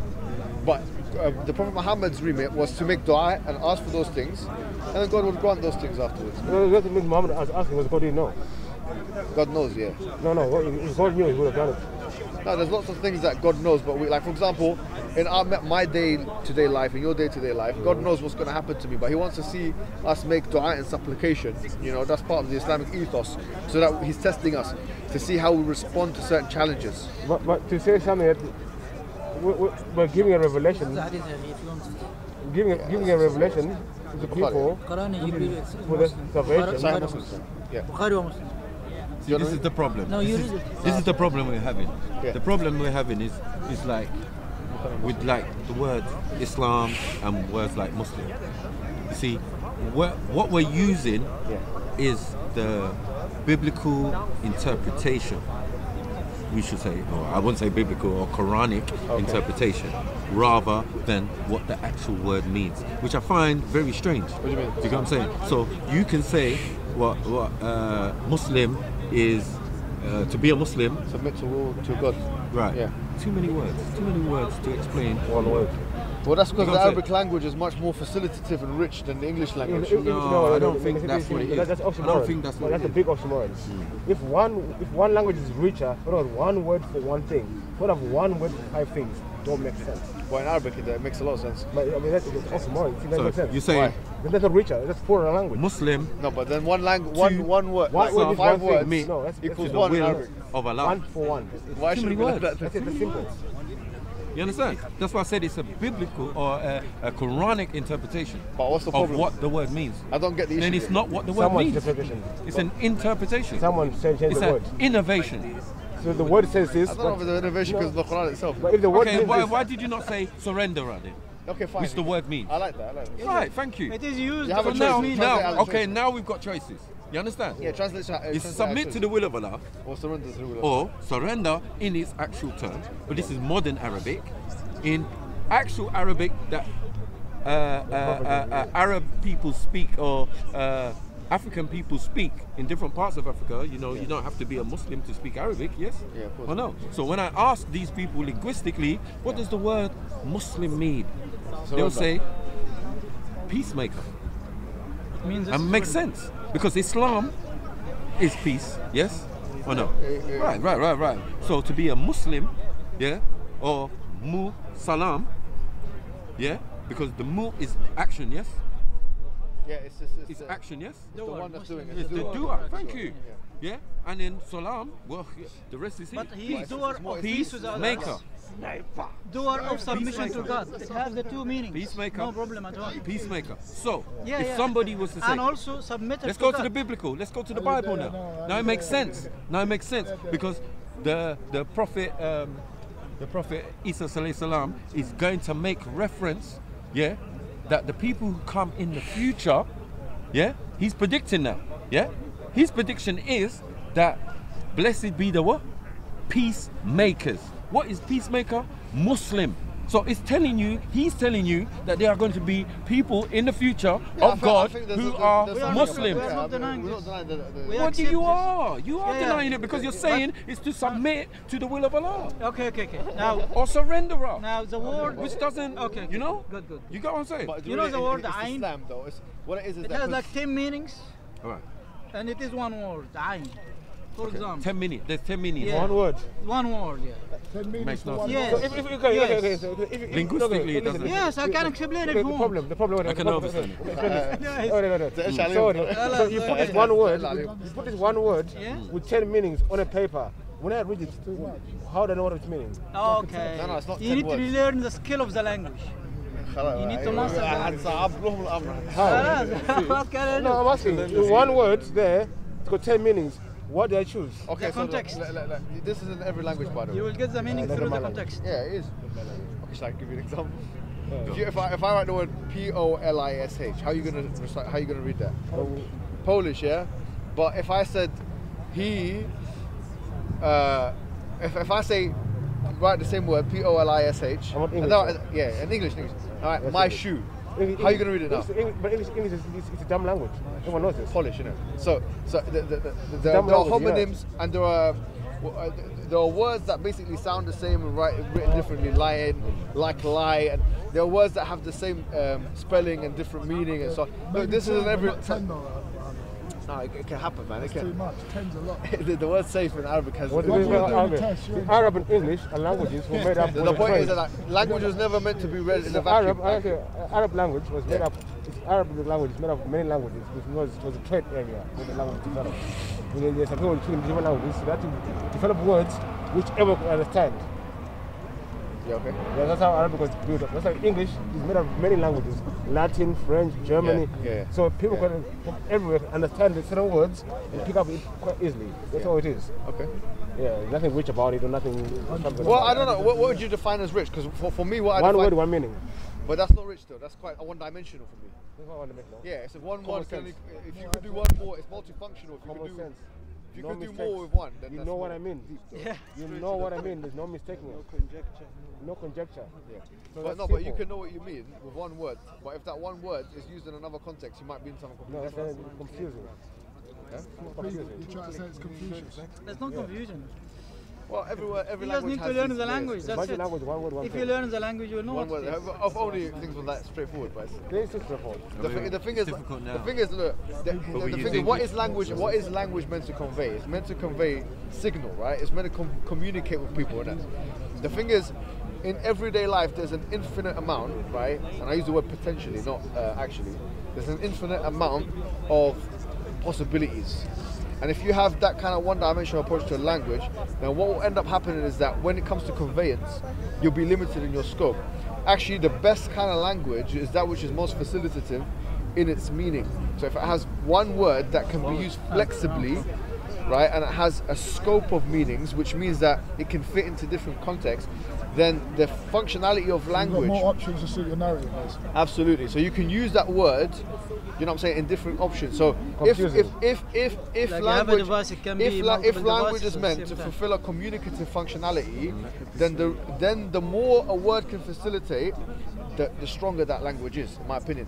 If it's not meant for that purpose, then obviously you can say one word, one meaning. This is like a computer science type approach to language. Because in computer science, if the one word had different meanings, the computer would just say, I don't know, I don't get it. Yeah, but the computer doesn't know the complex as mind. But the thing is, there's a difference between human beings and computers. Say again? No, the computer knows the complex as mind. You know that, don't you? No, but it works in terms of like forms. That's why it's limited. Yeah, exactly. 100%. Exactly, right? When I'm talking to you, our brain can compute more than the computer. But you see like JavaScript and that stuff there, like Python, and which I tried to study for a while, you know, it's very difficult. You know, and even Excel, you know, they have statements like if statement, this and that. Like if equals this, and then put it in brackets or whatever. If you tell the computer something which is could mean more than one thing, it's just going to say, I don't get it. Yeah, exactly. But if we could imagine if we communicated with each other like in JavaScript terms, how dull and how one-dimensional language will be. There'll basically be no poetry. Your poetry would be impossible because all we'd have to be doing is linear communication. You know what I'm saying? Of yes, one meaning is you get it. So the stronger a language, the more it can facilitate in its meaning, rather than it's limited in its meaning. Because you'd have to have more words. For example, in the English language, by the way, people don't realize that the English language has about 800,000 words. Because we've got many languages in one language. Yeah, that's right as well. But do you know there's another reason as well. Do you know why that is? Because each individual word is quite weak. So it can only fit into certain contexts. So you need more of those words in order to make sense of the world. But in other languages, where languages are much more narrowed down and are not amalgamated by different kind of other composite forms, then you don't need as many words in order to convey a message. And that's why the Prophet Muhammad, he said in a beautiful hadith, he said that "Utit jawami' al-kalim," which is a beautiful hadith. He says, I was given the brevity and conciseness in speech. In other words, I will speak in minimal format, and it will convey a rich array of different meanings. And the Arabs say, "Khairul kalam ma qalla wa dalla." The best kind of speech is that which is abbreviated but gets straight to the point. Do you know what I'm trying to say? So that's why our brother called himself. That's why our brother called himself Kalam. For me, the problem is, you didn't see the science of it. For me, the problem is, me and Kalam are from the same school of thought. For me, that's why he did. For me, the problem is, if I'm being told that this is the word of Allah, it's what Allah said, I want to know the word exactly said, not what it could have meant or what it could mean. I want to know the definite word he said. Yeah, okay, so the Quran gives us a formula for that. In chapter 3, verse number 7, it says, مِنْهُ آيَاتٌ مُحْكَمَاتٌ هُنَّ أُمُّ الْكِتَابِ وَأُخَرُ مُتَشَابِهَاتٌ. So it says that the Quran itself has two kinds of verses. The ayat, the verses which are foundational, and they are muhkam, which means that they are not open to interpretation, and other ones which are ambiguous in nature, which means that they are facilitative of different meanings. So the Quran gives us, he tells us, فَأَمَّا الَّذِينَ فِي قُلُوبِهِمْ. Does it tell you which verse is ambiguous, which one is straightforward? It tells you, yeah. Exactly, which one? Everyone. This is ambiguous, this is not. This is ambiguous. That's a really good question. So the question is, do we know, is there a full agreement on the verses that are ambiguous and the ones that are not ambiguous? And the honest answer is, to some extent. For example, how can it be some extent? I explain. So for example, it's like saying, for example, the Adam story is that 100% fact, or is there parts that are ambiguous? No. There's, first of all, the verse continues. It says, فأما الذين في قلوبهم زيغ فيتبعون ما تشابه منه ابتغاء الفتنة وابتغاء تأويله. So it says that those who want to try and create corruption or deviance, they'll find those ambiguous verses and follow them, that they're trying to create fit like corruption and so on, and confusion. And the ones who don't, they say this is all from God. And it says وما يذكر إلا أولو الألباب والراسخون في العلم. Yeah. So the people of knowledge will know. Yeah. And Allah knows the verses. Now the point is this: is that there are some verses which no Muslim would ever disagree on. قُلْ هُوَ اللَّهُ أَحَدٌ is one of them, which is to say God is one and only. No Muslim will say, no, I'm a Muslim, but I believe in 2 gods or 3 gods or Trinity, for example, yeah? Because it's very clear, it's like straight to the This word is even more concise and more detailed than the word wahid, which means one. Because ahad means one and only, there's no possibility for a second. It's cutting out all the other possibilities with that one word. قُلْ هُوَ اللَّهُ أَحَدٌ, there's one and only, there's no more. So one word is 2 words, one and only. 2 meaning. One and only, right? So as ahad, there's no more than, you can't say ahad and then thani, you can't, it's not possible. It's not, cardinally, because usually... James is on a hype thing today. Let me go look for James. Yo, oh, I respect. I'm going to take some James and Adnan and them still. And Shamsi. They still going on over there?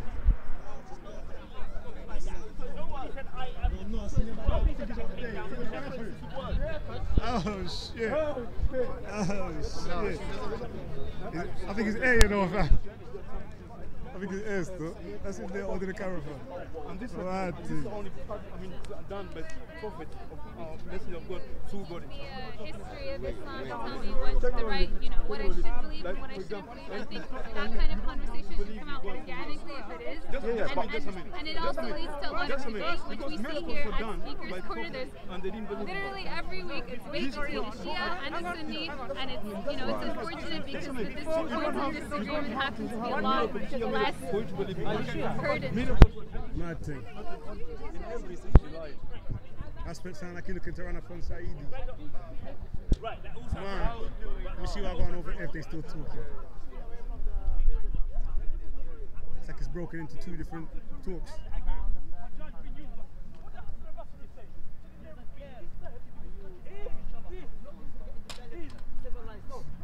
Shed your blood, and he's justifying the action. So we have to know who is the person with us and who is against us. Now I have to clarify that again. And I clarified it many times to the people to understand. People say we get money. Wallahi, those guys who accuse us that we have money from Saudi, they have a big mosque. Our mosque is behind the market. Go see it. Small room. Wallahi, a brother came to our mosque. He said, Akhi, where is the mosque? I said, you are inside. He doesn't know there's a mosque. He thought it's a room. Nah? But those who accuse us, go look at their mosque. Big mosque, mashallah. Nah? And other than them. So what they say, reality expose the liar. And this was to instate the imperial impression. Aki, today, I'll tell you one thing, Empire, because we don't have any works from the Umayyad period. Most of the works come from the Abbasid period. And this was the period when these empires were spreading, they were expanding. Sorry, Ross. I said earlier that I'm not going to engage James on camera. You're really engaging. No, sorry guys. Sorry. This is. I don't want to be a liar. That's why. When the camera's free, I'm only lying. Hey, but don't cover the truth, man. You got the truth. You got truth. You can talk. No. I can talk. I can talk for hours. But the problem is earlier I said as soon as the camera's free, as soon as you see his apple could run, you know that the camera's free, innit?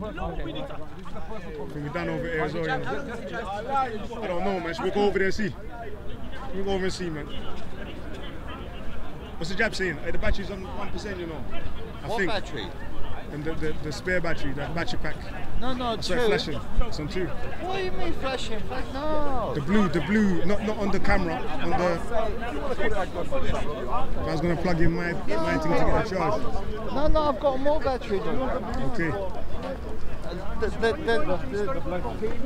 Here, look. This guy.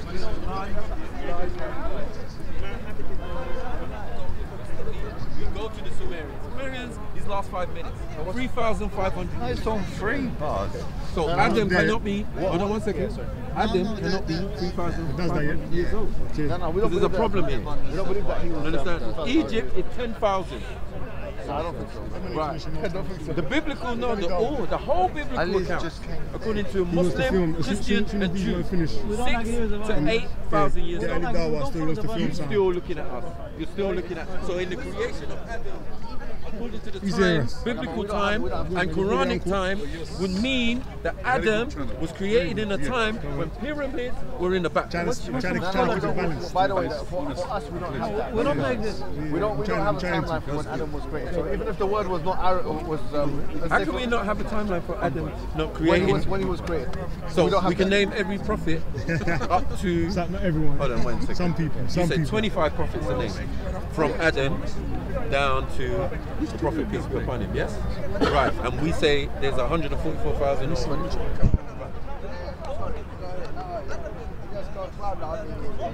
Yes, what to share what you have. What we doing? Interesting one. I heard that comment say Italians in Glasgow. Sterling, let's make further up. How many conversations have you been? What is this? One conversation. One conversation. Somali call, you went over there with that, man. One conversation, man. You get bad dislikes. My culture. We sold out. This one's live still. I'm still looking around with this still. Ain't been on here still. Because of the sold out shout Somali corner. Come on. You ain't been trying to go on camera from about shout from. Guys, why don't you include the conversation? No, it was a person I wanted to hear. That's what I was telling them. It's a dangerous place, man. Yeah. What are you saying? Let's provide something to say. So my culture sold out. My tribe was the #1 seller. It was called the Buganda. Do you come here often or talk about this? But this is what I said. Okay, let me say something. Right now we spoke. But this shouldn't be the end of it. Let's come together. Well, let's have the fun. Off camera. I ain't been here for a minute, yeah? And next year I want to come. I'll be here. And then, if you're serious, innit? If you're serious. Bro, share your contact details. How long have I been coming here? We've been talking about this for years. It's my first time here, so... First time here, I'm my first time. I said today, I said a year ago.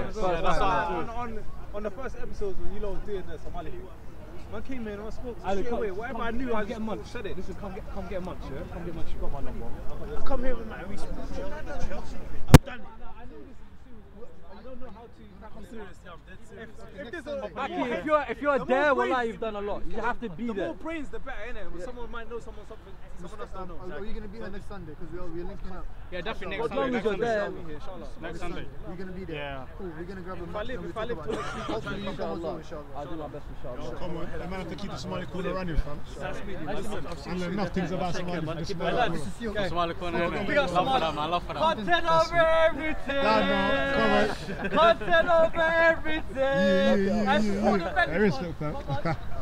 That's it, actually. Inshallah. Thank you for watching. Subscribe to content. Also, before we Somali leave, corner back with a I bang, would like to announce we have our own Somali Corner channel where I post everyday news and updates about Somalia, history, politics, poetry, all sorts. So please subscribe to our channel as well. Inshallah, links in the description. I'll leave it down on the description, Somali Corner, or you can just search it up, Somali Corner, you can find it, inshallah.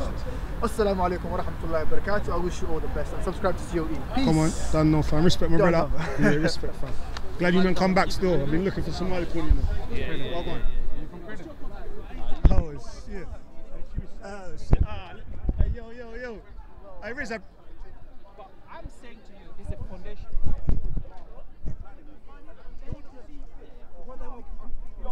Yo, you come on, my nigga, so you're already on strike one. Yeah, I don't care. I don't have to show no peace to you. I don't have to show no respect to you. Yeah, you're still online in the comment section chatting. Stop chatting online. If you don't want to get hotted up every time you come to this park about the statements you make online, you're on online wipe, you're on all of that. You're even on Islamophobe sites talking about, man. Yeah, academic screeching. Did you hear about the son of a nigger and that? Did you hear him say that? That's not me. Huh? Look. Why are you on academic screeching at Islamophobic? What do you mean it's not you? No, that's not me. You're not on online wipe? Yeah, I made a comment. All right. And that's an Islamophobe. That's an Islamophobe channel. But you're there laughing and jucking and jiving with them. What's wrong with that? What do you mean? What's wrong with me making a comment online? What are you talking about? You're supporting a channel which disrespects your prophet and your sunnah. Online white. They're always trying to make these Muslims out to be violent, fam. What are you talking about? I never saw that. Can I talk to you? No, I can't talk to man right now. No, I can't talk to man right now. Right now, if you get the roasting, the pigeon forget the roasting. Yeah? You want to call man's mum a nigga, you want to be in the comment section, and then you want to come to the park and act like you don't have to talk to no one about it. You think you're superior? You think you're superior? Is that why you can call my mum a nigga? No. Huh? I don't have to talk to you. Talking about I take gal to my studio. What? Show me one gal I took to my studio. When did I say that? That's a rumor you've been spreading. What? You ain't been spreading no lies about me. You ain't been spreading no lies about me. Say wallahi and make your foot swell up again. Say wallahi and make your foot swell up again. Huh? Listen, I don't talk to you. Make your second foot swell up. And what? The Most High made your foot swell up last time you saw in the Quran. Yeah, okay. The Most High made your foot swell up and you had to take off your shoes in front of the whole park. What's going on, Rasta? What do you mean, what's going on? Brother. Don't ask me what's going on. Come on, bro. Slap him in the face for calling my mum a nigga before you ask me what's going on. What did he call you? I call my mum a nigga. He called me the son of a nigga. Who said that? Who said yeah? that? My man. Yeah? Did you say that? That was online, it was recorded audio, yeah? It was in a certain contract. I apologise. It was a private conversation. Fake apology, bro. You and your fake apology. You and your fake apology. If you don't explain, You apologise, and then when I didn't accept your apology, you thought I was your black slave. You thought when I didn't apologise, you could start slandering man because I didn't accept your apology. Huh? Carry on slandering man. You're always in the comment section. You're always in the comment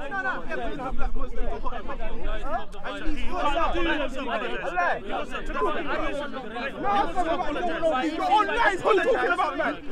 You're still talking about man after you call my mum a nigga. You still think you can talk about man? Come on. You still think you can talk about man? Stop the violence. Stop the violence. Come on, stop the violence. Violence doesn't solve anything. Violence doesn't solve anything. If you're going to be violent, violence doesn't solve anything. Violence doesn't solve anything.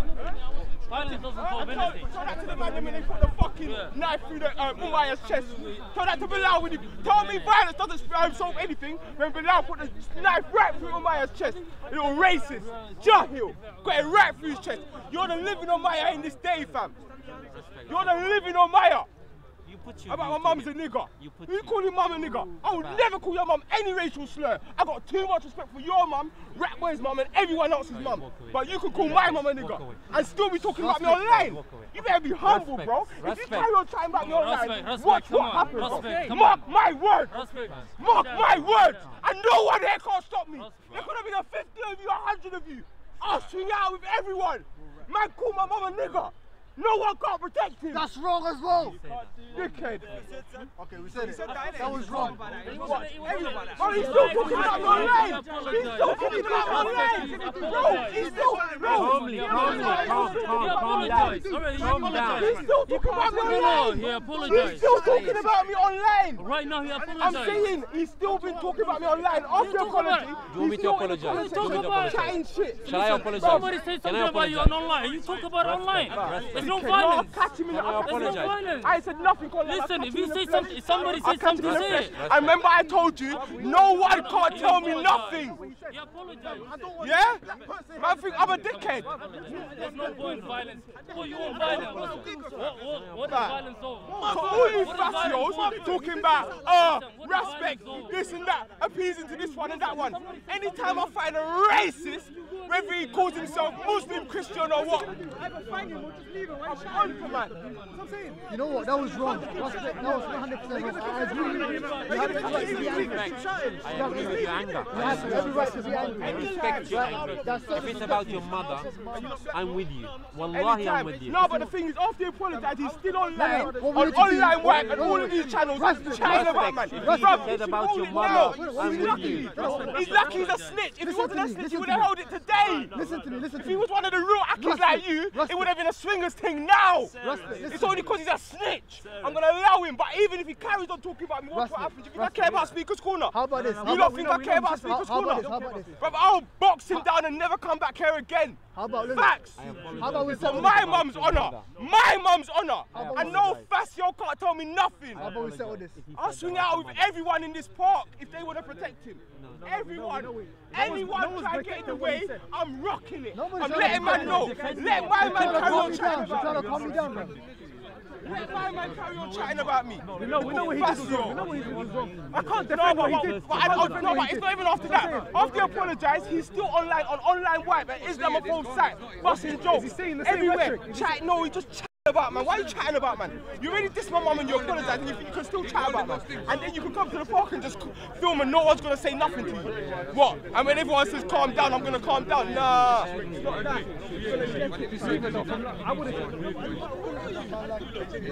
Yeah. I know. I'm trying to come every week. Keep shouting his face. Just leave it. He's like the pigeon now, fam. He's like the pigeon. Then man will get regular roasting once a week. Where's Liban, man? Liban. Oh yeah, sorry, fam. Oh shit, where did he go? Right. Catch him slipping, fam, in the dunya. Dickhead, you. Come talk about my mother, and he wants to be out here filming, and he say, oh, I don't want to talk to you. Like you got any fucking choice. Think you got a choice, fam? You got no choice. And I'll swing it out with every fucking one in this park, fam. See, for my mum's honour, not one of you can't tell me nothing. Huh? Everyone. Fuck that. I'm the one that went right in the middle of the fucking EDO and said, anyway, let's go. No one man affair, bruv. It's only the Most High alone. Not one man. This guy apologized to you that day. No, fake apology. And then after the fake apology, true, I clocked the apology was fake. And I didn't accept the apology. Yeah, he started to slander man again. You understand? And then after slandering man again, he's in every single comment section chatting about man like I'm not gonna catch man. Like I'm an online you, like I'm gonna do a show about it. I know where you are, cuz. You think I'm gonna go in the comment section and fight them? The apology you gave me that thing. The apology you gave me was fake. You see, if I do something to you, if I do something, no, brother, if I do something to you and you say, you know what, I'm gonna see if your apology is real. I can't accept it right now. He didn't accept that. He said that racist. His apology. I don't think he accepted it. He didn't accept that. He said that racist. He said it wasn't me. And then the apology was more like an apology that I got caught. It sounded more like I'm sorry I got caught than I'm sorry for. You understand? And then after that, fam, the problem is, yeah, after the apology, yeah, say I do something to you, yeah, and I say I'm sorry, and then you're like I'm not sure. Yeah, if I start slandering you straight away, it's like, now, do you think I'm your black slave where you can threaten me to take your apology? Because I didn't take your apology, you want to slander me. Are you smoking, fam? And then after that, yeah, after all of that, he's in all of the comment sections chatting about man. Bruv, don't you learn your lesson, cuz? Do you know who you are? You're any you. I will wipe your face all over this park. Like, who do you think you are? You really think you can chat about me and then come to the park and film peacefully? It's not gonna happen, fam.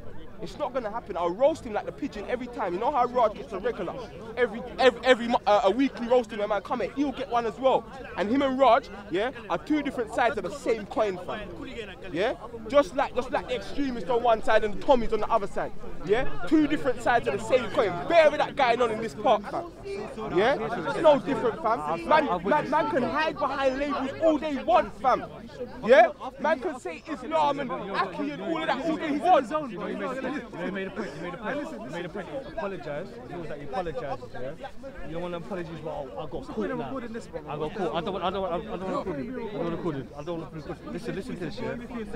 I was there. You man, everyone's recording. Listen. I can hear your voice.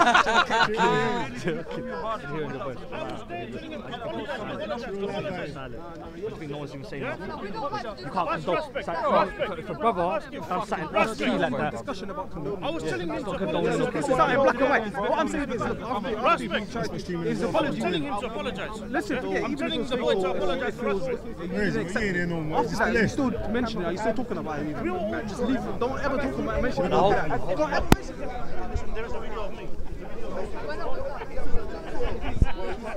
You might have go.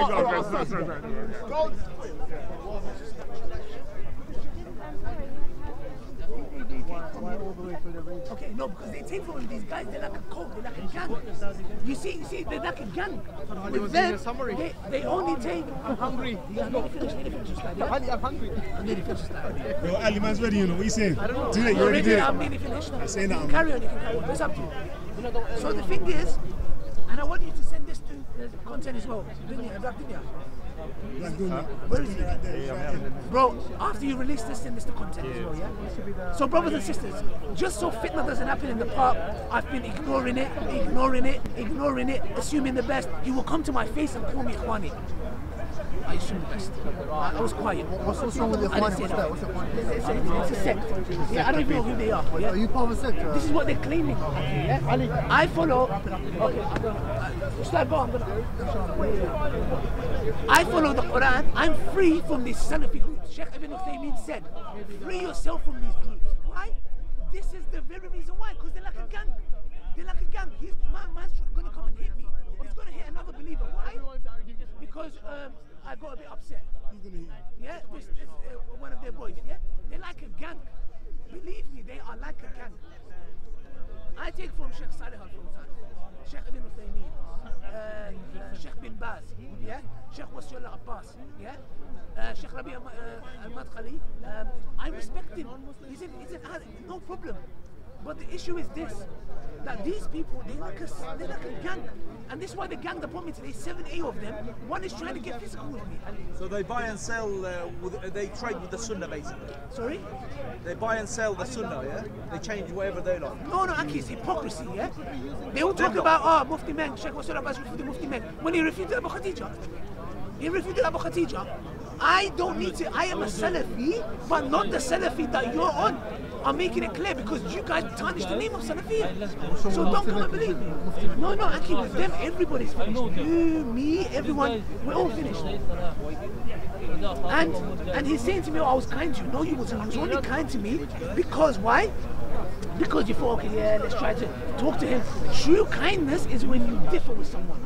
When I differ with you, that's when you know my kindness, yeah? Not when I'm trying to, get something of you or assuming the best. You was kind to me with our differences when it was True stories, no one don't run the park, ain't like that. It's an intellectual place. Yeah? Supposed to be. Because of this. So I want you guys to know that, wallahi, I did not want to do this. But he's making public statements about me over and over again. Yeah, and he thinks I'm just some kind of an idiot, yeah? And what's his problem? What's his problem with me? Just because I helped him. I assume the best. I hope he's not. All I did was help him with an iPad verse. That's all I did, and he had to make a video refuting me. If this is not extreme behavior, I don't know what extreme is. So do not dare to go and look at these ISIS Andrew Chowdhury supporters and condemn them, because you are just like them. How? They do kafir, everybody, and with you, everyone, anyone, and you attack us for what? We're here doing dawah. We don't want to get involved with this politics. Yeah, I didn't want to do this. You're running up to me with 7, 8 people, yeah, and which, anyways, it's very simple, yeah. Forgive me, brothers and sisters, because I know there's a lot of youngsters out there. This is the last thing you want to see. He came to me. I was just going to do a video and leave it at that. He came to me, and then, like I said before, you can see it for yourself. Yeah. If wallahi, the guy was going to hit me. Look at this. This is their behavior. They're like a gang. Anyone that differs with them, you're finished. Anyone. Okay, teacher. You reject from their teachers, you're finished. What did you reject? Okay, that's the question that I'm asking. Yeah? The thing is, they believe in it. Let me ask my question. It's a big topic, man. Big topic. He can't just say But I just want to be like, this part. No, briefly, yeah, he can tell you briefly. I sit with people of innovations, protesting march, all these things. Sheikh Tahir White, yeah? Sheikh Tahir White. Look, go and take knowledge from this person, yeah? Sheikh Tahir White, there's the scholars, Sheikh bin Baz, Sheikh Salih al-Fawzan, Sheikh Ibn Uthaymeen, yeah? And scholars are not just in Saudi Arabia, yeah? Okay, there's Mauritanian scholars. All I'm saying is that take your knowledge, Sheikh Tahir White, balance. Mufti Munir, balance people, not extreme like these guys. Any one thing, look, now they've broken into another sect. They've broken into, like, not sect, they've broken into another group, yeah? Now they're having beef with one of their teachers they used to praise, yeah? They used to praise, he's an alim, he's a great alim. Now they've dropped him, he's finished. Why? Because he refuted them. Because he refuted them. Can you play this one? Because everyone's Oh, okay, that's a different. Yeah? Okay, it's very, very clear. Yeah, if you got a problem, no point doing back and forth video. Let's go to Sheikh Wasil Abbas or any other alim, somebody that not just from your side. Let's go and sit down. Let's go and sit down with some philosophers. Let's go sit down at their feet. You calling me an ikhwani. Let's go and see what they will say. Yeah? This is what it is. That's why youngsters, if you're listening to this, stay away from these groups. Yeah? These groups, they're like a gang. They're like a gang. You're not like a clique. You're not like a gang. Yeah, you know you have gang signs as well, yeah? You're one of us. You're not one of us. What I did today, I'm finished with you. Now I'm scrapped. Ali is finished now. You will not see them give me salam. You will see them boycott me. Yeah? You will see them talking ill about me. You will see them. You will see them looking for my mistake, for my downfall. And this is the reality. They are too busy attacking other believers. We're here trying to defend the religion, doing videos for 4 years. 4 years. He's been coming and doing this. What's so crazy about it as well? Huh? Within themselves, there are those who are attacking within themselves. Actually, they fight each other. Yeah. They attack everyone. At least I've been quiet. But come on, not anymore. Not anymore. Do you take from Mufti Ming? Look, he's a person who does hate. He does good. Do you agree? No. Actually, there's something I disagree with him, but something I agree with. That's it, inshallah. If there's anything else, do you think they work for the Saudi government? I'm not going to make accusations like that, yeah? I'm not going to make accusations they work for the Saudi government, yeah? But all I'm just saying is, the fact that you saw them today, how are you going to get physical with another believer? How? Aki, he's acting like I went to his face like this and I said, what? I didn't do nothing threatening to him. I was just talking in a passionate way, and I was trying to talk to him. It's dark. And now they're making it out like I went to his face like I was going to... What the hell? They had to stop him. Why? This guy didn't even give me salam. The basic human right of another believer is salam alaikum. Yeah. He goes, I'm not giving you salam. He goes, I'm not giving you salam. This is how extreme they are. It's not for speakers corner, this type of stuff. I know it's not, but they came to me. Aki, they came to me. They came to me. I know, but address it. I would advise you address it with one-on-one. No, Aki, they came to me. No, it needs to go public, man. They came to me. These people need to be exposed, man. They came to me. Aki, they came to me. They didn't give me salam. One of them was going to hit me. Yeah? You can't do that, man. Well, someone stopped him. Aki, they're coming and doing this, Aki, for 4 years. Aki, I've been quiet. Make this very clear. For 4 years, I've been biting my tongue. And you're going to go and do a public video? Why? Aki, and why? Why? Because I helped him with... And why? And why? Because I helped him with an iPad. I said, Aki, read this verse to defend the kalam of Allah against the Christians. Just because of that, Aki, you've done a video refuting me. You are an extreme person. You are an extreme person, yeah? And may Allah ask Allah subhanahu wa ta'ala, your behavior, your akhlaq, wallahi, you're free from the Salaf. The Salaf, you think they would have been like this? Yeah, and they come and bring the verse out of context. The Salaf said, wherever you see the innovator, when? Which time are you talking about? The Prophet ﷺ said, I did not come for nothing but to perfect good character. Wallahi, some of them, not all, some of them have been good to me. Some of them have been good to me. They looked after me. We talk, no problem. But let's see if they will carry on after this. That's where you show the true kindness. They're not going to change. That's where you see. And this is the reason why. The Prophet ﷺ said, look, 2 things heavy on the day of judgment. La ilaha illallah and someone's good manners. You ask yourself a question. Why good manners? Why is the Prophet emphasizing on good akhlaq, good akhlaq, good akhlaq? Why? Aki, why good manners? Aki, Tawheed is not me saying Tawheed, Rubiya, Uluhiyya, Asma wa Sifatu. This is not Tawheed. This is superficial, Aki. Let people see Tawheed in your actions. Let people see Tawheed in you. You're coming here like a gang member with 7, 8 of your mans, coming here, pointing your fingers, and then I get a bit passionate when you do that. One of your boys trying to get physical. Hitting another believer, you are extreme. You're extreme, Aki. Just because you're different with me. No, wallahi, it's like extreme. Yes. Well, he can talk. He can talk about him, criticize him. No, I'm not staying out of it, man. They're gagging on him. 7 people on one, man. 7 people. No, this guy, he done a public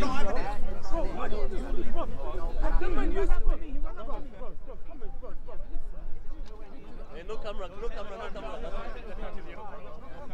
I would say about the situation is that we're all Muslims, right? La ilaha illallah Muhammad Rasulullah. That's the solution, isn't it? And then what's the point of anybody like today here in the park? Islam became because of the camera, like everything. Islam is now camera. What you say on camera is Islam. You have Salafism, Sufism, thisism, thatism. You know what? What's the point? Look, you know what I believe, yeah? Islam means peace, right? And to gain that peace, submission. It means submission. Please. Well, it's not peace, is it? Islam is submission, man.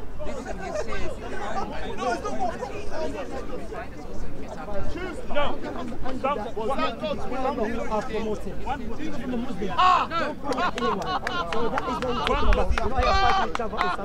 I don't agree with Muhammad this. On cameras. So yeah, because why? Actually, it's straightforward. Some people may be recording thinking, are the Muslims doing this and that? No. Alhamdulillah. Yes. And it shows you that we're effective in trying to iron out differences. Okay. And we don't hide them. Okay. Alhamdulillah, that the reason Christianity has been corrupted, Judaism and many religions, because everyone started doing his own thing, start inventing in religion. But from day one, the Muslim, the companions of Prophet Muhammad, when they see some people inventing new things, likewise the scholars start clarifying the truth. So I believe that, I said it openly, that Muhammad, we speak to Muhammad, that he promotes someone. Some people, I believe that they should not be promoted because they can confuse the Muslims. They're not really people who are following the true teaching of Islam. That's what we're talking about. Just to clarify that. There also a clarification, which is important. I'm happy you said that. Now it's very clear what came out of that discussion, alhamdulillah, was the limits of disunity. Because I think everyone knows, I think really genuinely everyone knows the answer to the questions I was putting. No one's going to say from the Muslim community with any mind and heart that helping the Christchurch victims, for example, as an example, right, is going to be haram on any count. That would be a ridiculous fatwa to make. I don't think any sheikh in any part of the world would ever say that. Now, if anyone organizes any good thing in Islam, and even if they are non-Muslim, فَتَعَاوَنُوا عَلَى الْبِرِّ وَالتَّقْوَى. The Quran says, come together in good and piety. وَلَا تَعَاوَنُوا عَلَى الْإِثْمِ وَالْعُدْوَانِ. And don't come together in ithm, in sin and transgression. This is something that we must eliminate, this unnecessary disunity in the ummah. What we're talking about helping charity. Now we're going to the level of you have to be Salafi in order for you to give charity to this organization. It has to be Salafi organization. Wallahi, we'll start suspecting you if you say that. Wallahi, we'll suspect you for that. We'll say that you're trying to make money out of the charity organizations. Wallahi, we will say that. If you're going to say no, you have to be Diobandi in order for the charity to come our way, we'll suspect you. But what if the charity is a Muslim charity, but when they're giving the charity, they're calling people to shirk? What do you do in that case? Look, we're talking about charity humanitarian aid, for example. We're talking about Christchurch victims. Let's not discount the discussion. No, you did. You said the Muslims we said Christchurch, brother. Sorry. We said you got a Muslim side that's giving charity, saying come to shirk and come to Shia, call upon Ali. Man. We're talking about Christchurch. No, that's what you do. There was no example given today other than Christchurch. Habibi, and I'm saying. Just want to say something. Sorry. The original question was regarding that individual that you put onto your program. That's what the topic was. No, I'm happy. Charity is separate. No, but this is trying to explain it. No, it's not separate. I'm afraid to say, because what if the asl in al-a'mal is a ta'awun al-birri wa taqwa in all of the a'mal, if that's the asl, if doing good and piety is the asl, the hukum asl, in the a'mal salihah, in the good deeds, whether it be charity, what's going to differentiate that with da'wah? Da'wah is giving, propagating to Islam. Now the issue is, sorry to say, you have to be consistent with your methods. If there's someone who's got a specialist knowledge in certain things, they could be non-Muslim, we can use them. I mean, at the end of the day, da'wah, you're mixing the point.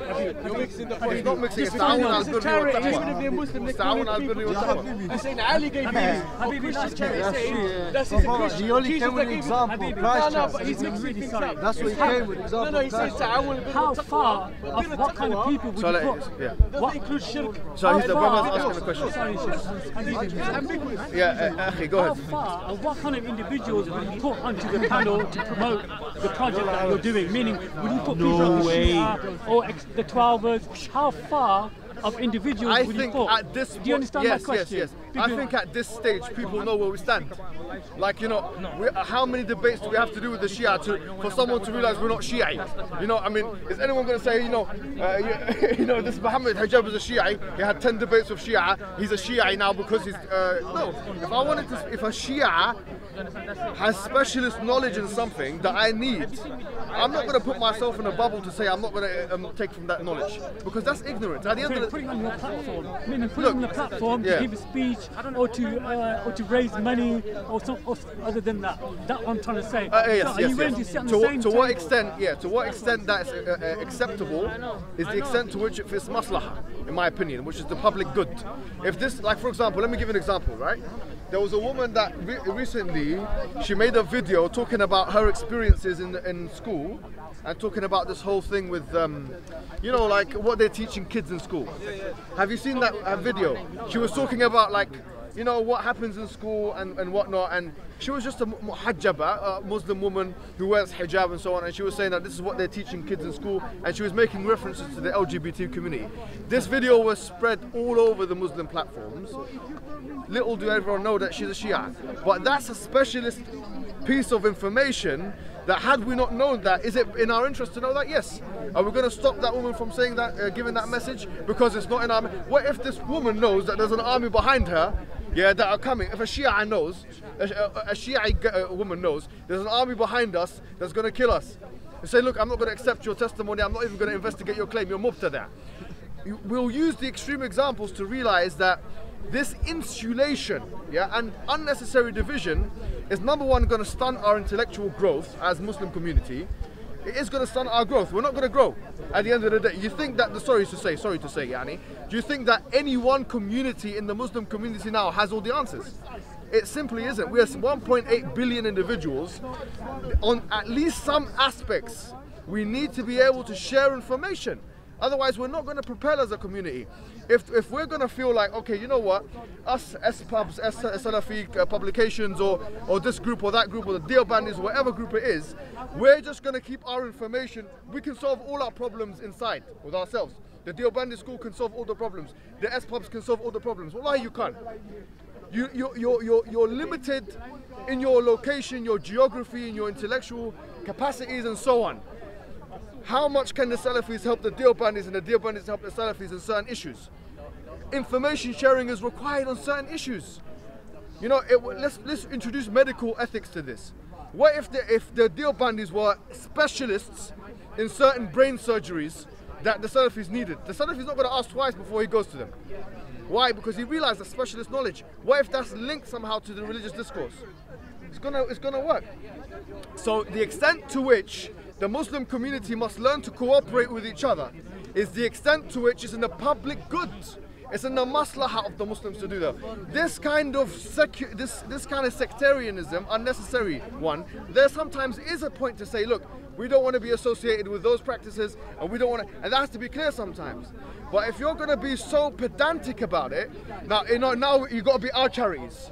You know, we want to do a project, it's got to be our projects. You know, it's got to be this, it's got to be that. Wallahi, the Muslims will not develop. They will not develop. You know, there needs to be information sharing, especially with specialist knowledge. We have to respect that. Now, if you're going to hear this echo chamber of people, ideas where, no, it's got to be our group, our sector, you cannot solve the world's problems. That has to change. Learn to accept differences. Do you get it? And that's it. So the extent to which I'm willing to put a Shia on to my show, or a Christian or a Jew, because let's say Shia's a mubtada, yeah, as an innovator. The extent to which I would do that is the extent to which it's a maslahah. If that person has information that could be the game changer in all, if that Shia, for example, let me give you an example, right? So I'm going to give you an example.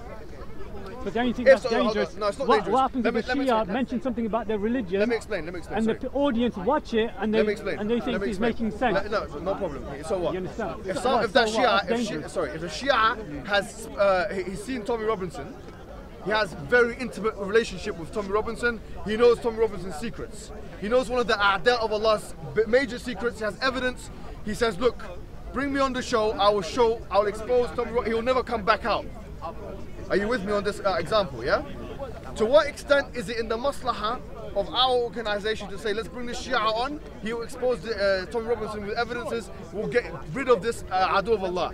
It's akhaf ad-dararain, for sure. It's the lesser of two evils to bring the Shia on, you finish off Tommy Robinson, and therefore we're going to have one less thing to deal with.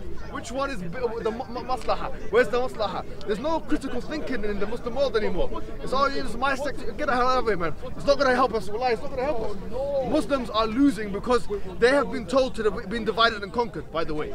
They've been divided and conquered. And they would love this, and the non-Muslims love this division. They love it. The more they can produce division, and especially in points of, where it relates to like intellection and rationality and information sharing, and even, you know, countries and so on, that's it. So they've got what they want. We have to be wiser than that, man. We have to, and there is a governmental agenda there. By the way, there is an elitist governmental agenda. It's been written in their reports. We want this group to attack that group. And look, it's Lawrence of Arabia, man. Haven't we seen this before? Come on, wallah, we haven't seen this before, man. Are we dumb or something? Are the Muslims dumb? Are we dumb? Are we actually just passively thinking that this is all, yani, because it's the way of this or the way of that? No, it's not. A lot of it is a government agenda, brother. And it's written in the thing. It's written in their tracts. They love to see the division. Now, I'm not saying there should not be any division, but it should be necessary division at necessary times. Unnecessary division. I mean, why, you know, wallahi, when the calamity strikes, no one's going to talk about the thing. We need an enemy, but it can't be within. We need an enemy from outside. The best, because then you're forced to unite. You're forced to unite. So I believe that, you know, just to sum up, it's about maslahah. And to be honest with you, I'll tell you, I'll finish with this. The Salafi scholars, they sit with the Ikhwanis. Al-Fawzan, he sat with Ikhwani scholars. You know that? Al-Fawzan, one of the major scholars, he sits with, I'll show you the videos if you want. He sits with clean-shaven, Ikhwan type individuals. And if not Ikhwan, they're definitely not Salafis. I can tell you that for sure. And same thing with Mufti, the big Mufti of the thing. He sits with people that, there's videos of some of their scholars sitting with Shia. Don't tell me about, there's a big disparity as what you hear here in Speaker's Corner and what you see, and what we all see. It's about the scholars, brother. Don't tell me that the scholars, there's a different ruling for them than there is for us. Khalas, it's done. They've done it. They set the precedent. It's been done before. Don't tell me about this, man. We know now what, the Muslim community requires desperate rescue from certain challenges and things. Apostasy is happening, you know, people are being killed in our countries. It's got to be in our sect. Get out of here. We know that that's the, to be honest, it's the elitist Western narrative that wants to divide us and conquer us. That's what that is. It is, and it trickles down to the vulnerables. The working class vulnerables in London and Birmingham and whatever, they think that, you know, they're doing the deen. No, they're not doing the deen. They're doing the deen of Donald Trump, frankly. That's what they're doing the deen of. It's not, I'm not saying there should be no, what do you call it, wala' bara within the religion. And we shouldn't call out the Shia, we shouldn't call out the Khawarij and the ISIS. We should do all of that. But at the same time, there's a time for that, and there's also a time for, you know what? We need to information share. We need to work together on this mas'ala. You know, the Deobandis and the thing. I'll tell you something, wallahi, yeah. I'll tell you a secret. I'll tell you a secret. You know, in the education industry, yeah, I was observing certain things recently, and I find that the challenges are so hard, and from the outside, you see people that will never, ever, ever come to terms with each other, coming to terms with each other. Brelvis and Salafis. I mean, that's an impossible mix. It's happening. You know why? Because they see there's a bigger threat. Your child is about to become apostate. Your child is about to become apostate. You know, and in the face of the feministic narrative, where the woman is now, or the guy even, he doesn't know what's going on. These Aqidah issues are actually become secondary. I don't care what anyone says. They become secondary by virtue of necessity, because you would rather, here's the question, would you rather have an Ash'ari, if you're a Salafi, or a Salafi of an Ash'ari Muslim, or a Kafir? Wallahi, to be honest with you, sorry to say it. Was it calf? Oh no, I'm triggered. Wallahi, yeah. Wallahi, is that sometimes it can become like that. The problem, what I'm trying to say, is having a platform where you're giving other groups. It's the maslaha. If this guy has the skills, we'll bring him in. If the woman has the skills, we'll bring her in. If it's specialist knowledge, we don't care what sector. Even if they're Jew, Christian, I don't give a damn. Most of my teachers in my life have been non-Muslim. Some of them are homosexual. I don't give a damn. Give me the knowledge. We need the knowledge. Don't restrict us to these 3 scholars in the world that they may not have all the knowledge. They don't have the knowledge. Why did you speak about the kafir if you don't give a damn? Why did you speak about the kafir if you don't give a damn? We'll come to you. Right. Oh, the kafir. Okay. You know what I'm trying to say, brother? No, it's very important, man. We've got to be straightforward about this. Our community is bleeding from within. We have to look at the bigger picture. We have no time for this sectarian thing no more, man. You can either be Salahuddin al-Ayyubi or you can be someone else. Now we need Salahuddin. Now we need Salahuddin. Today is the day of Salahuddin. We need the guy that unites the people behind him, yeah? And then from that we can move forward as a Muslim community. Don't think that you're on a stage where you can have those, you know, in the Abbasid Empire, where there was a discussion, a fruitful discussion between the Ash'aris and the Mu'tazilis, and there was, you know, the debate going on in the 5th century AH. We don't have the luxury of being able to academically disagree on that level no more. We have to get ourselves in a position of some kind of standing up position first, before we can start talking about it. If you want to talk about Ash'arism versus Salafism or Atharism, do it in a controlled setting, in an academic setting, where there's some intelligent students of knowledge doing the thing. You're not even qualified to talk about Ash'arism. I spoke to one of those guys that follow Sheikh Rabi'a, and I asked him, you know, what do you think of Jawharat al-Tawheed, which is one of the main books of the Ash'aris? He said, wasn't that written by Al-Juwayni? Wallah, I don't want to expose the guy. But this is a fundamental mistake. You don't even know the names of the books and who wrote them. You don't even know the names of the books of your adversary, and you're talking about, you come to the park and you talk the thing, you don't know nothing. You know, you read your own books of your own scholars and that's it, khalas, you're a big man now. No man, just because I know a lot of Arabic, I'm not going to come and start speaking about Ash'aris as one category. Khalas. It's a massive tradition. The Ash'ari tradition is massive. The Athari tradition is massive. The disagreements between Fakhruddin al-Razi and Ibn Taymiyyah cannot be summarized by some young man coming to the park talking tea. Bring it to the classrooms with the academics. You're not going to be able to solve this problem yourself. And unusual pseudo-references to the Salaf and whatever, the Salaf. Which one? The Salaf is not a monolith. The Salaf is not a monolith. There's tens of people there. They disagreed with each other on some Fara'i issues. They did. Don't tell me that Ibn Mas'ud agreed with Ibn Abbas on every issue. They didn't. It's a nostalgic idea of returning to the Salaf. There is truth in the Salaf on the Aqidah issues. We believe in that. Yeah, go back to Allah, how we understand Allah, go back to the Salaf. Yes. But don't pretend that there's no difference of opinion in fiqh. Don't pretend there's no difference of opinion. No. The madhahib are a reflection of the differences of opinion of the Sahaba.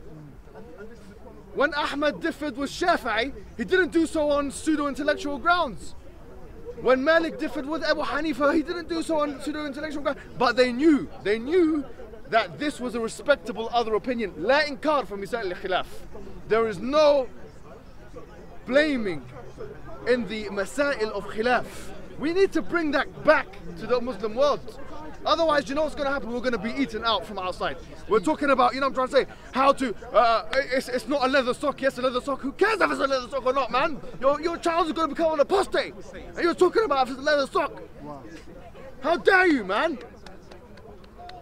It's a leather sock, you know. Shut up! You're scaring me now. No, shut up!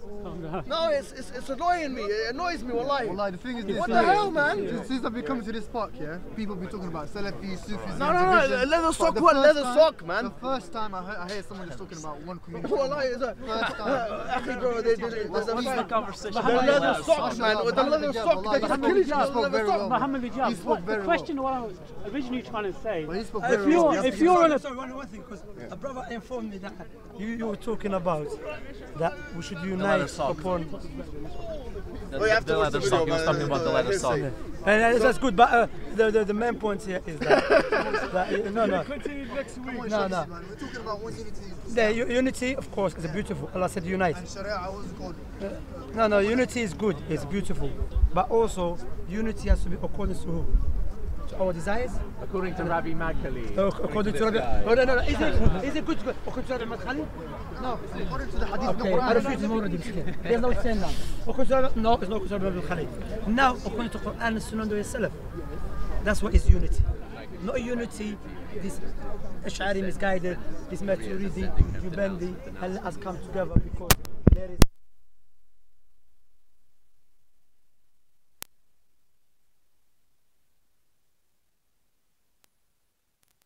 عقيدة لا إله إلا الله.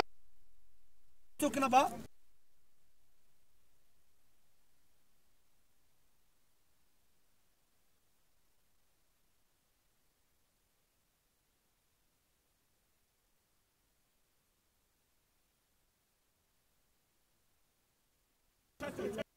Close, you know, so let us understand, أخي. Listen, Prophet Muhammad said, لا تزالوا إيش؟ طائفة. He didn't say the whole ummah, there will be a group of my ummah. So my advice, last advice to everyone here, sometimes we say things that which make it seem to the layman is good. But nothing is good, especially when it comes to deen. Let me say something that you're going to agree with. Yes, based upon the Quran Sunnah, which is let us go back and study. Because a brother came to me, alhamdulillah, we done a talk to the youth. Is he study or not yet? We're talking to the youth, alhamdulillah. We advised them. So the brother came to me and I advised him and everything. I said from the blessing of this ummah, there is no confusion except because we are ignorant. When you study, the confusion will go away. Because why? An-Nasihul Amin, Muhammad ibn Abdullah alayhi salam, made it clearer to us. And he told us the disease which is splitting, which will occur. But gave us the cure. What is the cure? Follow his way and the way of the Khulafa al-Rashidin. But there's something else. The way of the Khulafa al-Rashidin. And the cure again, لا تزال طائفة. Remember this. But okay, I'll finish. I have to go. Okay, خلاص. Come on, Shams, you got to stay, man. There's something else though. The Prophet Muhammad sallallahu alaihi wasallam, there's a hadith which I want to end with, inshallah. I'll end with because I have to go. I'll end with this. You know, there's a hadith, some people say, what group should I follow? Yeah? And so a lot of people ask me that question. Look, I mean, here's my answer. Well, who am I? Don't ask me that question. I have no opinion, yeah? Let's go back to the qawl of Rasulullah sallallahu alaihi wasallam, which is even more profound than any salaf, because he's the Rasul sallallahu alaihi wasallam. What did the Rasul sallallahu alaihi wasallam say? Al-Hudhayfa ibn Yaman came to Rasulullah sallallahu alaihi wasallam, one of the Sahaba, and he said to him, what should I do in terms of like guidance? And so on. He says, you have to follow the Imam, the leader of the Muslims. But he said, if there is no Imam, if there's no leader of the Muslims, if there is no leader of the Muslims, what shall I do? He says, فَاعْتَزَلِ الْفِرَقَ كُلَّهَا. He says, leave all of the groups. Wait a minute. Leave all of the groups, man. That's the prophetic advice. That is the prophetic advice. The Quran says in many different places that don't become Shia, in the sense that don't become groups, because Shia means sects. من الذين فرقوا دينهم وكانوا شيعا لست منهم من شيء. لست منهم في شيء. The ones who divided their religion and become Shia, you have nothing to do with those individuals. Yeah, but wait, Shia wanted to follow Ali, who was Muhammad's son. Doesn't he have more righteousness than Abu Bakr? It's not about that anymore. That's a different conversation. I mean, that's when the Shia began to exist. Yeah, no, we'll talk about this after. You know what I'm trying to say? That's number one. You don't get so, to summarize, forget about it. There are differences in the Muslim Ummah, but there are also priorities. And priorities are more important than differences. They are more important than differences. Priorities are more important than differences. Our priority is to get up on our feet. In this country, we have to know what the priority is for the Muslim community. The priority is our preservation. Our preservation is the priority in the Muslim world today, especially when Muslims are minorities in the West. That's our priority. Then after that, you can have the discussion about Ash'ari and this in controlled setting. You're not even ready for that yet, guys. The Ammi, the layman, has no madhab. You can't even, if you wanted to be an Ash'ari, you wouldn't know how to do. If you wanted to be a Salafi, you don't know yet how to be like that. If you wanted to be a Hanafi, you have to go through a process. It's not easy. I wish I was Hanafi, in the sense that I could learn it and understand the madhab. It's not easy like that. You can become a Hanafi. No, it's not easy, sorry. So, finally, to say, it's important. In America, this is the last thing, 23% are becoming apostates of Muslims, American-born Muslims. Wallahi. You would wish, if you're a Salafi, that they become an Ash'ari before they become a disbeliever. And you would wish, if you're an Ash'ari, that they become, and so on. Priorities. Most of the Ummah doesn't pray 5 times a day.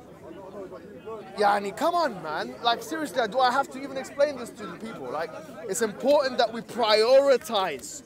Then we can have the healthy discussions when people have reached a certain level about these little intricate things. Oh, you know, Allah hand, is it ithbat or is it tafweed, ta'wil? We'll talk about what Ibn Abbas say. You know, what does AD mean? Does AD mean power? Does yad mean? Is it? We can discuss this, a linguistic discussion. You're not ready for that discussion. You don't even know the alif bata. So wait for that. You build yourself up. Have those discussions in controlled settings, and then we show to the people, especially in the West, that we have usul, principles of our religion, and then we have, you know, certain things, little minutiae differences. Don't make those things big, man. We can't afford it here, I'm afraid to say. Otherwise, you're going to see the community is going to change face, and our preservation is going to be at risk. That's what I want to say. Mohammed, I wanted to ask you a question actually. Look, if the Westerners want to divide you this much, why did they accept any Muslims in the Western countries at all? Who's the Westerners? I mean, it's a broad stroke thing. Who are the Westerners? The British, the Germans, the French, also the Nordic countries. I would also. So they accepted those. Okay, perfect that you said that, right? So those particular countries, after World War II, were in desperate need of an infrastructural redevelopment. And so they invoked, or they asked the people of their previous colonies to come in to help them rebuild the countries. It was in their interest to have people that were from previous colonies to come in and fix countries that were destroyed because of war. That's really the reason. It wasn't because they wanted to reach out to these, you know, to these poor people that they had colonized and bombarded and enslaved for 500 years. It was more to do with the fact that they needed them for their own economic redevelopment. That's my thesis. Okay. But look, those countries didn't really colonize the Muslim countries at the time of the Second World War. They were colonizing them before the Second World War. You know, as you said in Lawrence of Arabia, when the British made a big confusion in Saudi Arabia by giving the power to the Saudi royal family. Okay. You know, supposedly there was a king who wanted to, I forgot his name, honestly. You know, but you probably do know his name. The Muslim country is not only Saudi Arabia. Sorry? Somalia. Yeah, I know. No. Yeah, Bear with me. I'm going to go to that. He's saying like 1945. I'm going to get to that. I'm referring to the movie Lawrence of Arabia. It was the 1900s. Wait, guys. They came to Somalia. What I'm trying to tell you is, the British did destabilize the situation in Saudi Arabia because there was a king who wanted to unite different Arabic countries under one rule, and I know about it. The British didn't want any of that because that's competition. No, but the point is that they had colonized them before, and obviously at that time they had still been World War II. No, some of the countries were still colonized after World War II. Which ones? Malaysia was got independent in 1957. Okay, fair enough. Portugal only decolonized the countries after World War II. I do know about it. Actually, their dictator, Salazar, he was really Hong stubborn. Kong was, it was not Muslim country, but 1996 or 1994 was free. Okay, fine, but tell me about Middle Eastern countries that were being colonized during World War II or after Muslim countries, you said. That was what I was responding to. But World War II, I don't think there was any at that particular time. You see? Yeah, but the point is that they had links to those colonial countries. They asked them to come in so they can fix that. What I'm saying is that I'm not saying they were colonizing them at that time. I'm saying that they asked them to come in to fix the country at that time. So they had an economic need that was met. It wasn't to do with helping and saving them. That's more to do with, you could argue that's more like a modern phenomenon after the 80s and 90s. You could say, like, you know, the Somalis came in the 90s when they had the Somali war. Afghanis came in, the Afghan war, which, by the way, was obviously exacerbated by the British themselves going into Afghanistan and killing the people there. Iraqis came in after, obviously, the Iraqi wars, and that was once again by the British. So a lot of it was actually like, you kill a million people in Iraq, and then you bring in 100,000 to London or to Britain. Afghanistan was more between I would rather United have the States million and the people Soviet alive, Union. actually. It was less about Britain. I wouldn't Pardon? say Britain has a lot to do with Afghanistan. It was more about the Soviet Union and the United States. Are you talking about 2003 or are you talking about before that? Oh yeah, you're talking about the different 2003, occasion. yeah. Okay, fair enough. I thought you were talking about the most important wars in Afghanistan between the Soviet Union and the US. But I see you're talking about something else. I would say that's more important because it was a very large-scale war between the two. The Soviet Union ended up losing because the United States had a different approach. I think I'll give more credit to the Afghanis on that, because I think Afghanis were quite well-trained military personnel who the British couldn't even beat in the Afghan, Anglo War in 1859 or whatever it was. So I think Afghanistan, because of its terrain and its military personnel, that they had a fighting spirit, it's very difficult to beat the Afghanis. And they should just leave that country now, because they've been humiliated enough in there. Who they? The West, yes. I mean, Soviet Union were the ones who lost the war at Afghanistan. The Soviet Union. Yeah, and so did Britain. Soviet Union was Britain lost the war of so Afghanistan. America won the war against the Soviet Union. Yeah, no. They provided CIA agents to the Afghans. Yeah, including Osama bin Laden, right? That's another story. Yeah, let's not forget the Somalis as well. Yeah, but the idea... The Somalians. The Somalis. We defeated them as well. Okay. Undefeatable. The point we're making is, it's not a gesture of goodwill when the British and the French and the Americans have decided to bring in foreign people, so-called foreign, from outside that were ex-colonies, right? Because actually they helped bring the country up. A lot of people don't even realize that in World War I you had these Gurkhas and foreign fighters from India. I don't know how many million they probably numbered in. That without their help, probably World War I wouldn't have been possible. The victory of the Allies in World War I and World War II. So they owed those individuals as well, and they fought for them. I mean, at the end of the day, a lot of them were forced to fight for them and were killed if they didn't. And there were massacres in both world wars on that front. So I think we have to be honest about history, and we have to realize that the reason why me and you are here today, we're both not, ethnically. Before I go, British. Not quite tell me British the hadith myself. that you were quoting, because I like that hadith, the one that It's Hudayfa ibn Yaman. It's in Bukhari. It's Bukhari. Bukhari. What's it called? Al-Firaq. Hadith al-Firaq, maybe. Hadith Firaq, Yeah, try it. Look, man, don't you think that the majority of migration, of the migrants, came here quite after the Second World War? Pardon? Don't you? Okay. Do you think that the majority of the migrants who came here That's came what happened. right after the Second World War, or did they come here, not a very long time ago? They came after the Second World War. That's what you think. Most of them came after the Second World War, immediately. Well, you had the West Indies came in the 50s and 60s, Caribbeans, so on, and then obviously Indians came in the 70s. So it was like after World War II.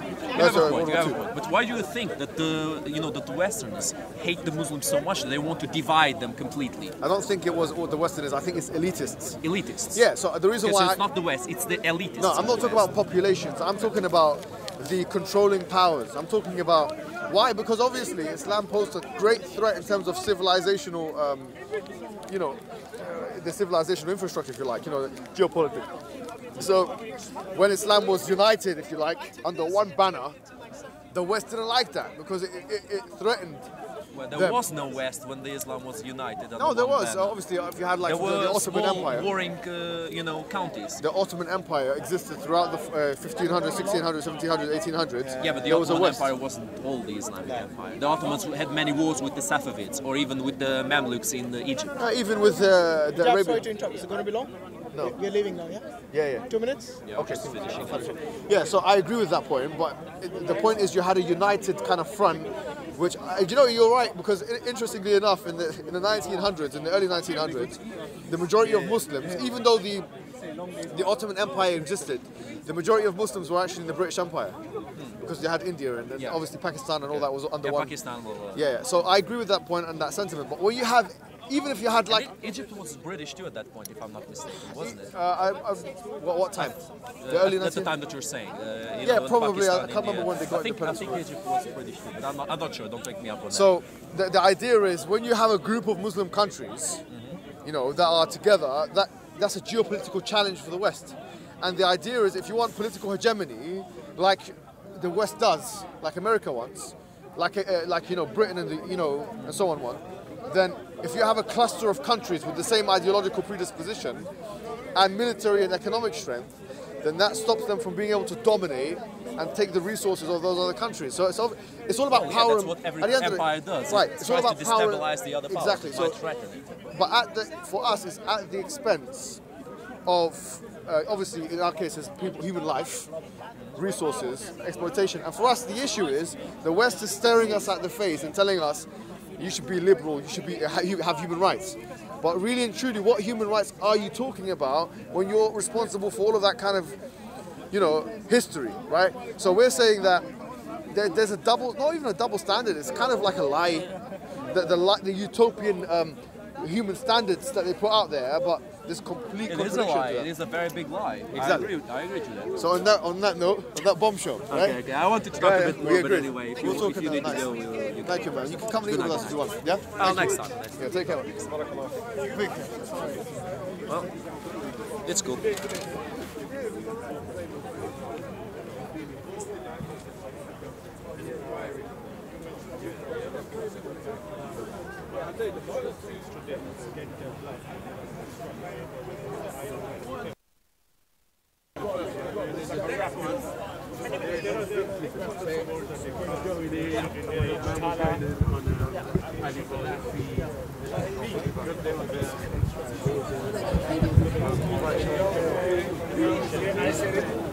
I said it.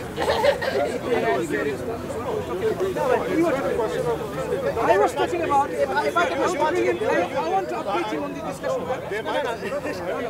We were talking about how the Quran challenges to bring a chapter like that. And I said the chapter is in such a way constructed that it was impossible to imitate.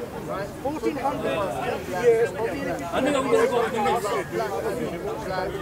Yeah, but that's the thing. So, I'm sorry, if you're saying something is impossible to imitate, again, that doesn't prove divinity.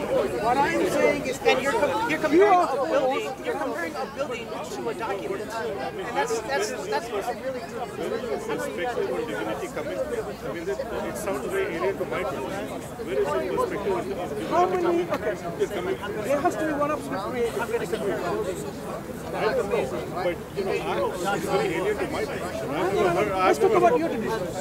Is it possible to have more than one? I mean, sure, you know, but as far as my position is concerned, that's why this is what I said. We don't know the truth. Okay, so can that's my position. Let's check your division. Is it possible?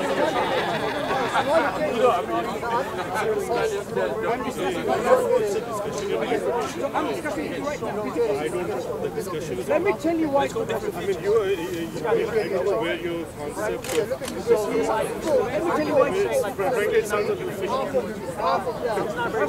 don't think you're open to a discussion. So now, can there be more common?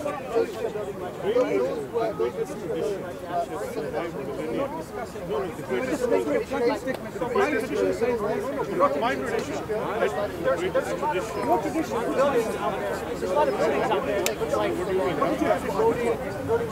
Vedic, Quranic. Which tradition is it? I don't know what you said my tradition. I would like to know. So obviously I represent a strand.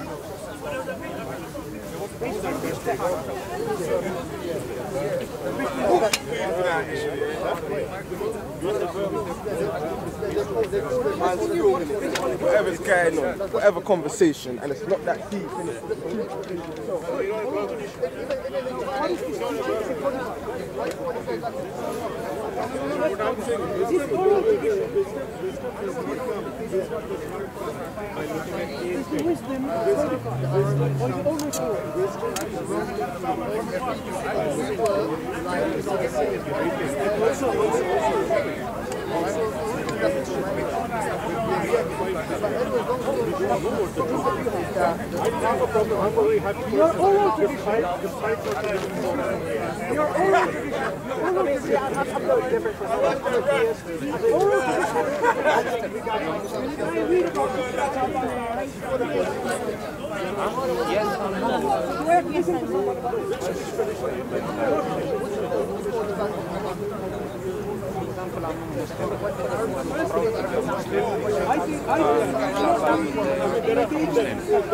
When I try to understand it down to be yes and no, then when you say to me,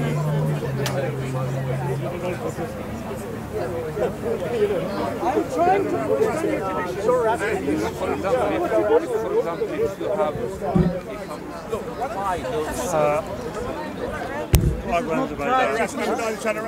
That's all good, huh? Ahmed Ali was the run up on you. Ahmed Ali can't run up on me. No, not run up on you. Or is it friendly? Friendly, yes. You liar person. You say I'm a kafir, you liar person. Well, you are a kafir. I'm not going to sugarcoat it. It doesn't mean I abuse you or treat you unjustly, but you don't believe in what I believe. Yeah. Are you? I don't mind. I'm kafir in your beliefs. I'm a kuf krefer. Okay. Yo, I'm the kuf kref. Okay. I mean, they don't know them things they hear you. Let's go. Rolling, yeah. Rolling. Is it? You like that, innit? You like the rolling. Okay, respect. He's rolling right now as well. We want to speak. Yeah? I ask you to speak. You can speak now or? Yeah. Good. Now, you believe in righteousness and you're calling for righteousness, yeah? 100%. Good. You know, I have done a sin, but I'm hiding it. What do you mean? I have done a sin. I'm giving an example, I want you to follow. I have done a sin. Let's say, just assume, yeah? For example, is it working? And you know about it. Or someone told you about my sin.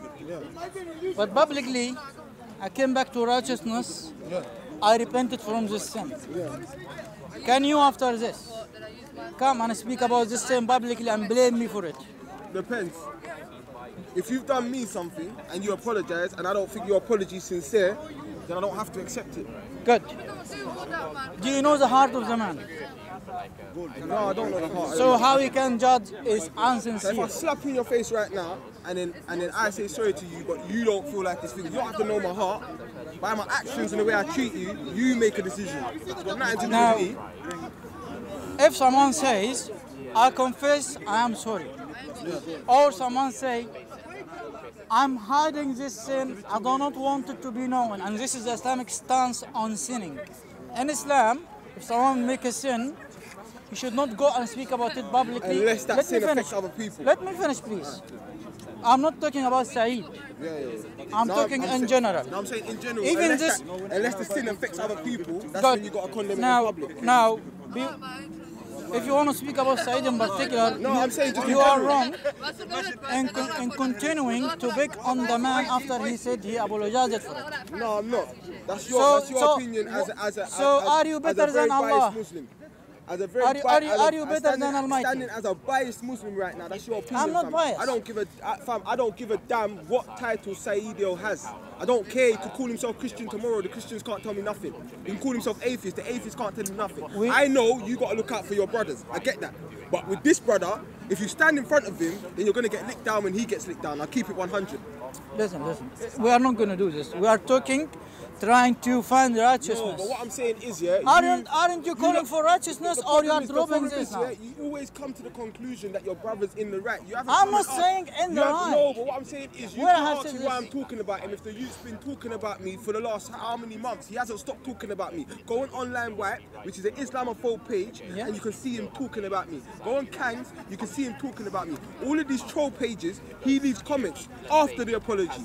After the apology. After the apology, he's still calling you N-word? No, he's not calling me N-word. He's chatting about man though. So if you can chat about man, because you are not accepting his apology. I don't have. Does he think I'm his? We want to find. But this is why I say man think man's in slavery again. You know. If someone apologizes for you publicly, you continue to say no. If I punch Leon right now, yeah, and then I apologize to Leon. If Leon doesn't accept the apology, then I've got to be humble. I can't then start cussing Leon because Leon doesn't accept the apology, because that means the apology wasn't real.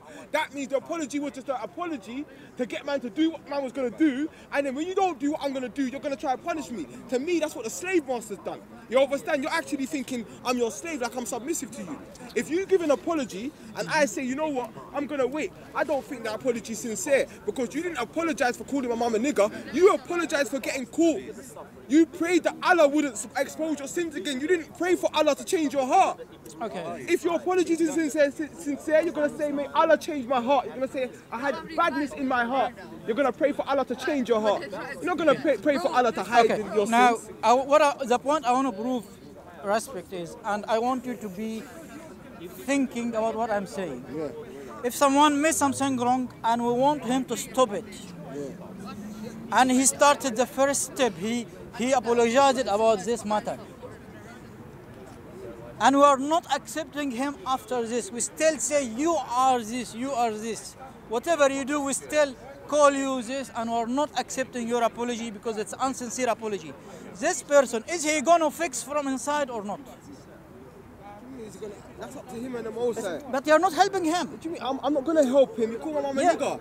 It's not up to me to help him. We want this man from his heart. Do you think I'm really trying to convince the DFLA not to be racist? No, I want to... One minute. Do you think I'm going to go to Tommy Robinson and all of them and I'm going to convince them? Maybe one day, yes. Do you think when the man them cuss Raj, you could say that the man them are fueling it? But no, he's antagonizing the thing. So you're saying no one can repent from a sin? I'm saying that has to apply to everyone. Are you saying repentance doesn't apply exist? that to Islamophobes first. Okay, fine. Apply it to Islamophobes. If an Islamophobe... You're not going to apply it to Islamophobes, bro. Let me answer you. So why are you going to... If an Islamophobe... No. We are not like you, I'm sorry. And I want you to know this. If someone who is an Islamophobe came and apologized, we're not going to say to him all the time, no, you are Islamophobe, you're going to be always Islamophobe, we will never accept your apology. This man will get worse on us. It's not hikmah, brother. You don't have hikmah. Now, this is one thing. Secondly, someone... Enough times I've seen Raj apologize and man, I'm still on to him because they don't believe it's sincere. You cannot control people's hearts, man. That's what I'm saying. You just have to accept the apology and encourage the man. Just now, you was having a debate with your brothers. You can't dodge your brother's heart. But yet you're making a judgment on your brother. He's not apologizing. Have he apologized? Fam, it doesn't matter. Have he apologized? I'm not here for no fake apology. You think Saeed had a choice whether to apologize? He's got a Dawa channel with how many black Muslims on it supporting him. You think he's got a choice but to apologize? You think he could even come to this park again if he didn't apologize? Yeah? He's forced to apologize. But his apology is false. That forced apology was false as far as I'm concerned. What are you going to do, the guy? Do you want us to say now we have apologized, but we know you are not sincere and we cannot judge people like this. Fam, yeah, I defend all of my Akis, their right to practice their religion.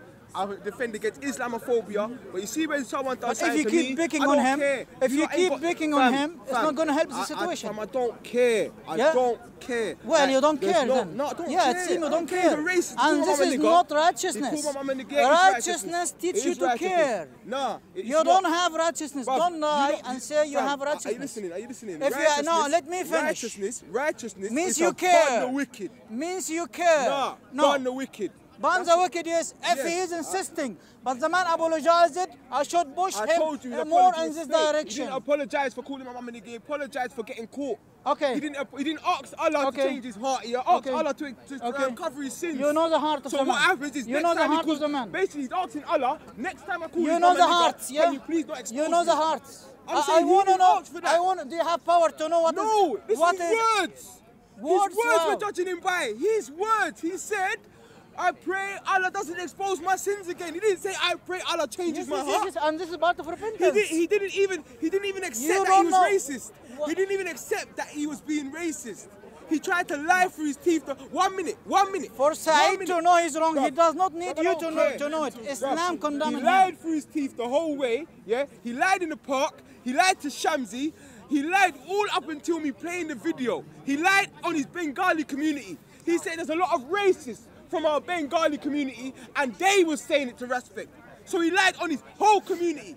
He lied on Muslims. Okay. He lied until I produced the irrefutable proof. Good.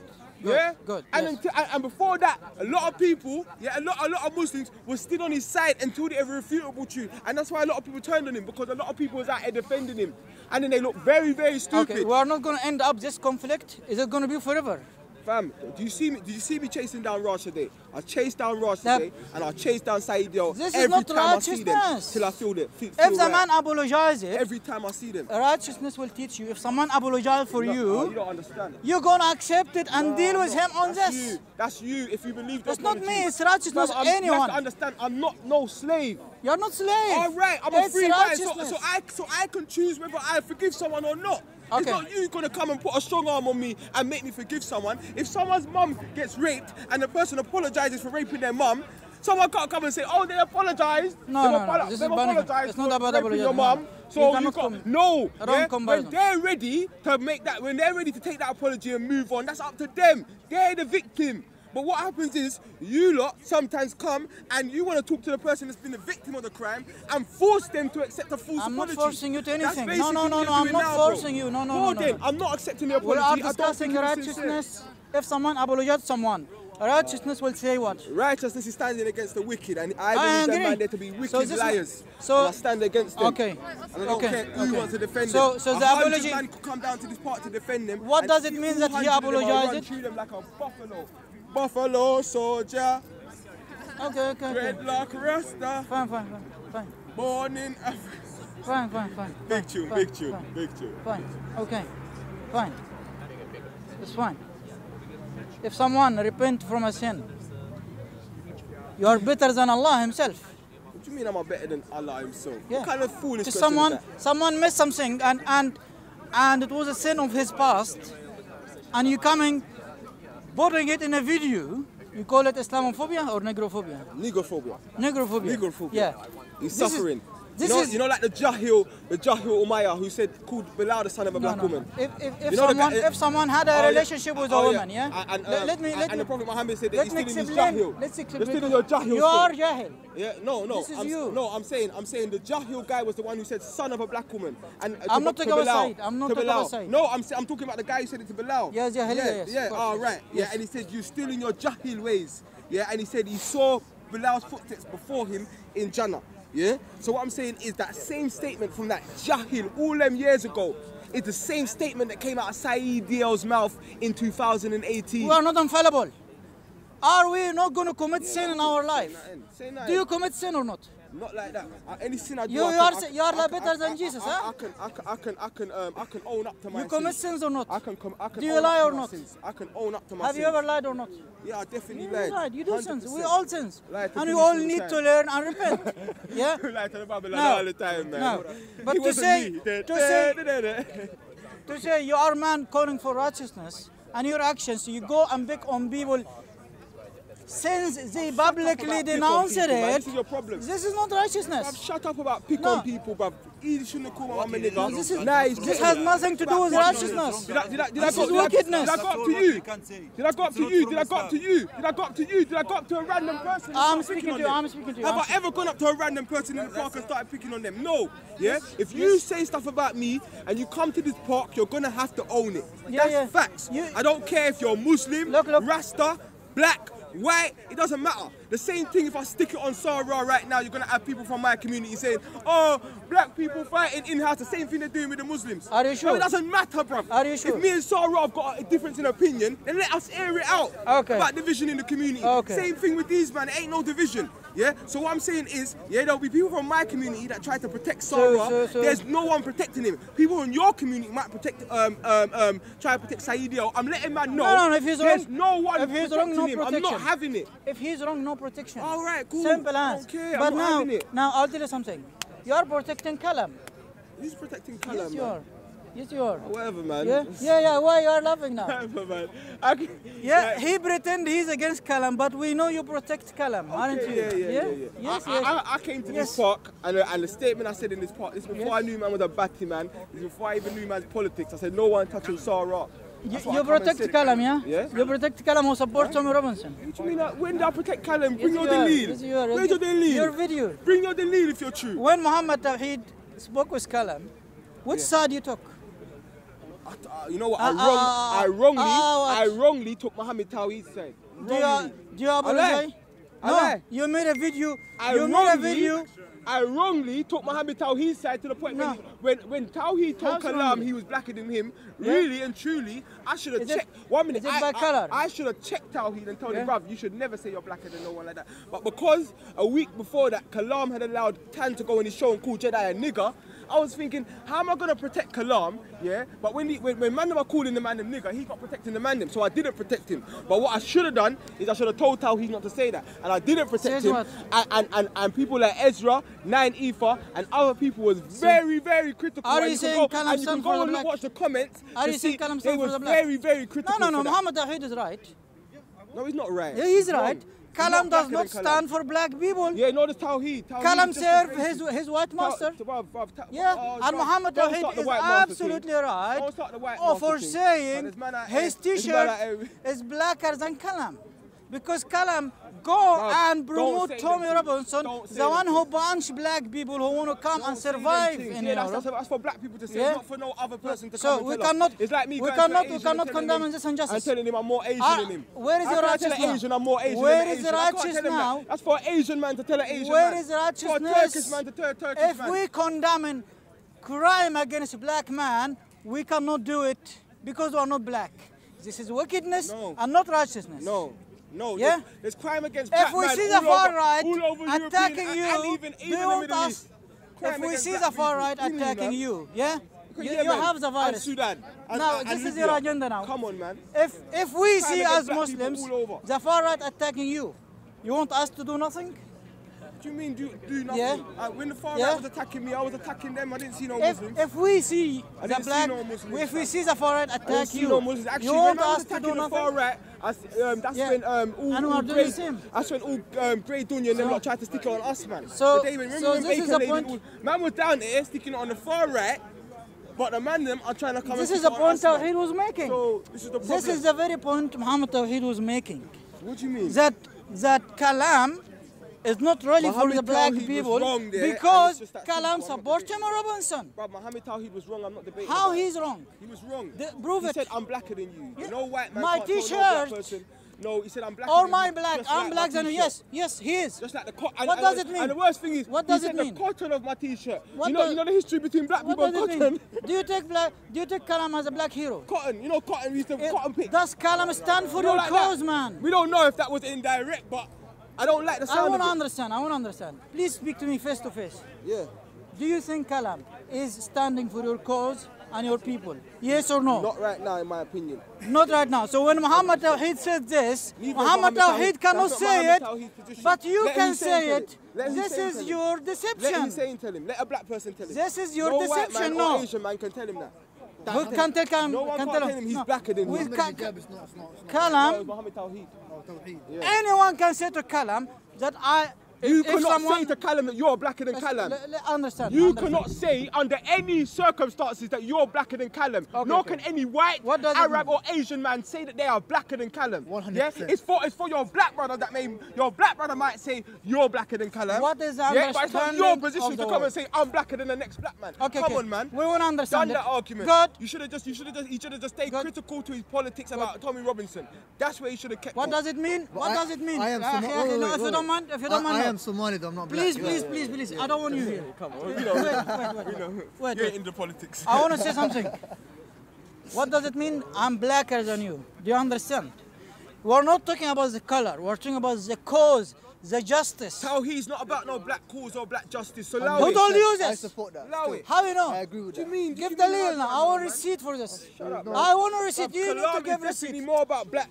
More about Definitely black. what? He's definitely more. More. He's definitely done more. And what's the regard? To edify black people, black culture, and black history. Than he's definitely done more. Kalam is a waste No, man. listen. You see, Let me finish. this is the deception this man have got. Tawheed is a waste man. One minute. Tawheed is a waste man, and Kalam is a waste man. They're all waste men. Tawheed, has got shahadas in the park. Yeah, he's never done anything for the black community as far as I know and can see. Yeah, and I don't expect him to. He's not meant to. That's not his position. That's not his place. Yeah, but I'm saying Callum, if I'm going to be unbiased as someone who doesn't agree with Callum, I can say he's done more to edify. Yeah, put out content about black culture, black history. Yeah, than Tawheed has done in his. Callum does more in about 2 weeks of filming than Tawheed has probably done in his life. Now what I can say is Kalam is dangerous because you do all of this edifying for our community, you get our community looking in, and then you start promoting Tommy Robinson.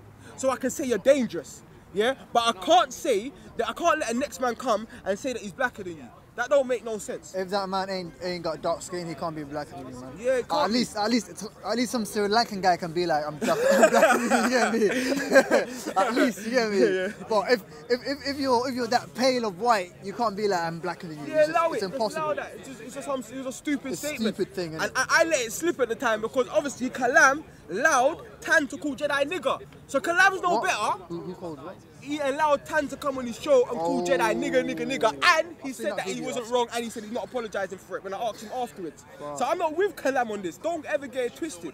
But what I'm not gonna have here is I'm not gonna have man tell lies out here. You understand, fam? Like I'll criticise Kalam, Sarah for everything they're doing wrong. I believe, I don't care what no Facio says, I will link up with every revolutionary black Muslim in my community, before I link up with Tommy Robinson. Now, Sarah, his whole thing is that he will align himself with Tommy Robinson and the DFLA before he aligns himself with any black Muslim. Wow, that's truly said. That is divisive. Truly said. 40-something% of Africa is Muslim. Most of our community is Muslim. I was with my Aki today, Somalis. We're reasoning about Speaker's Corner and rare. So how can, what am I going to do? Tell my Aki, look, change your religion or me and you can't be friends. What kind of foolishness is that? Stupid. That comes like the same, them men are the same as the Akis who will tell you, why are you talking to Respect? You can't be friends with a Catholic. Same thing. Respect is a cool guy. I like this guy.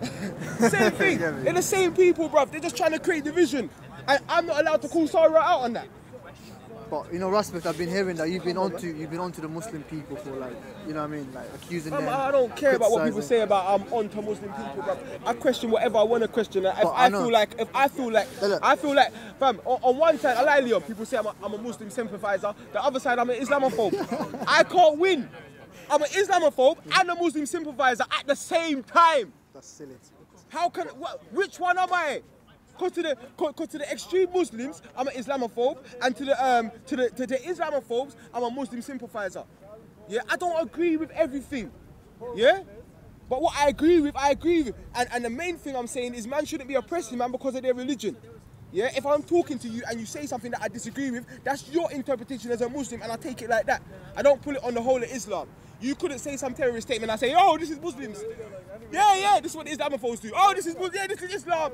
Yeah, that's stupid as well. Yo, I'm not gonna do that. But I'm still good. If you say something, can I disagree with you? I disagree with you. I don't have to agree with no one, fam. I believe that ganja is ital for Rastas. I'm not putting that on a Muslim. You understand, fam? Now, if me and a Muslim brother want to debate about that, we can debate. That don't mean nothing. True. You understand, fam? I got a difference in belief. And amongst Muslims, you got differences in belief. And amongst Christians, you got differences in belief. And amongst Rastas, we got difference in belief, blood. I could bring 5 Rastas and they could all debate all day. So the best solution is to unite upon what we agree upon. 100%, bro. Right? And we're all trying to worship the Most High and find out knowledge and be better people and perfect our good character. That's one thing we can all agree on. Well, today, like, I don't know if you heard about, Hijab was talking about a very good topic about uniting the whole Muslims and, you know, forgetting about sexism and all that kind of stuff. Have you heard it? What do you think of that? Yeah, I think that personally, that's the only way forward, because when that guy went to New Zealand, he hit up a Sunni and a Shia mosque and he didn't care. Wow, that's deep. He didn't say, oh, this one's Sunni, let me go there, or this one's Shia. No, he hit up both of them, but he didn't even know the difference, fam. They don't. You think we know the difference? Non-Muslims. You think we know the difference? You man are fighting. Do you hear that, Muslims? Do you literally hear that? The man just said, very important thing he said, we don't know the difference between you and you. You're Muslims. You're all Muslims. If I don't like Muslims, then I don't like all of you. I'm not gonna stop. Oh, are you a Shia? Okay. I'm gonna go leave to the you next one. It's not gonna happen. It's the same with black people. You understand? They don't care. When they see us, they don't ask, man, when police stop and search you, they don't say, oh, are you a Muslim? Or are you Christian? Yeah. Because you know you got Arabs that are Christian, you got Christian Arabs, so you got a man that looks full Arab, but he's a Christian. They don't stop and say, oh, yeah, what religion are you? What do you believe? What's your politics? They're just seeing, man, and they say, you look like a criminal. So I'm going to treat you like this. So I don't believe that people, I believe that the label division is negative all across the board. You know what I'm saying? And I believe that people just have to stand in solidarity for common causes. You know what I'm saying? That's my genuine belief. You know what I'm saying? I feel like people like Kalam and Sarah are like two faces, innit? Like they're not onto one thing. At one time they're about black and this. I'm gonna wrap it up, and then no, we have to, because I just arrived, because like these guys has to be dealt with. Somali corner, family. No, forget about Somali corner. We're talking about people who are double-faced, innit? So you guys need to stick to one thing. Either black people. Why do you think that Kalam is two-faced? Kalam, like, don't worry, just don't get involved in this. Why not? Because can I say one thing in it? Because I don't want to talk to you, bro. I just want to talk to you. Sure, now, go ahead. The thing is this, yeah. You either support the black community as you claim to be, right, and forget about Muslims. For example,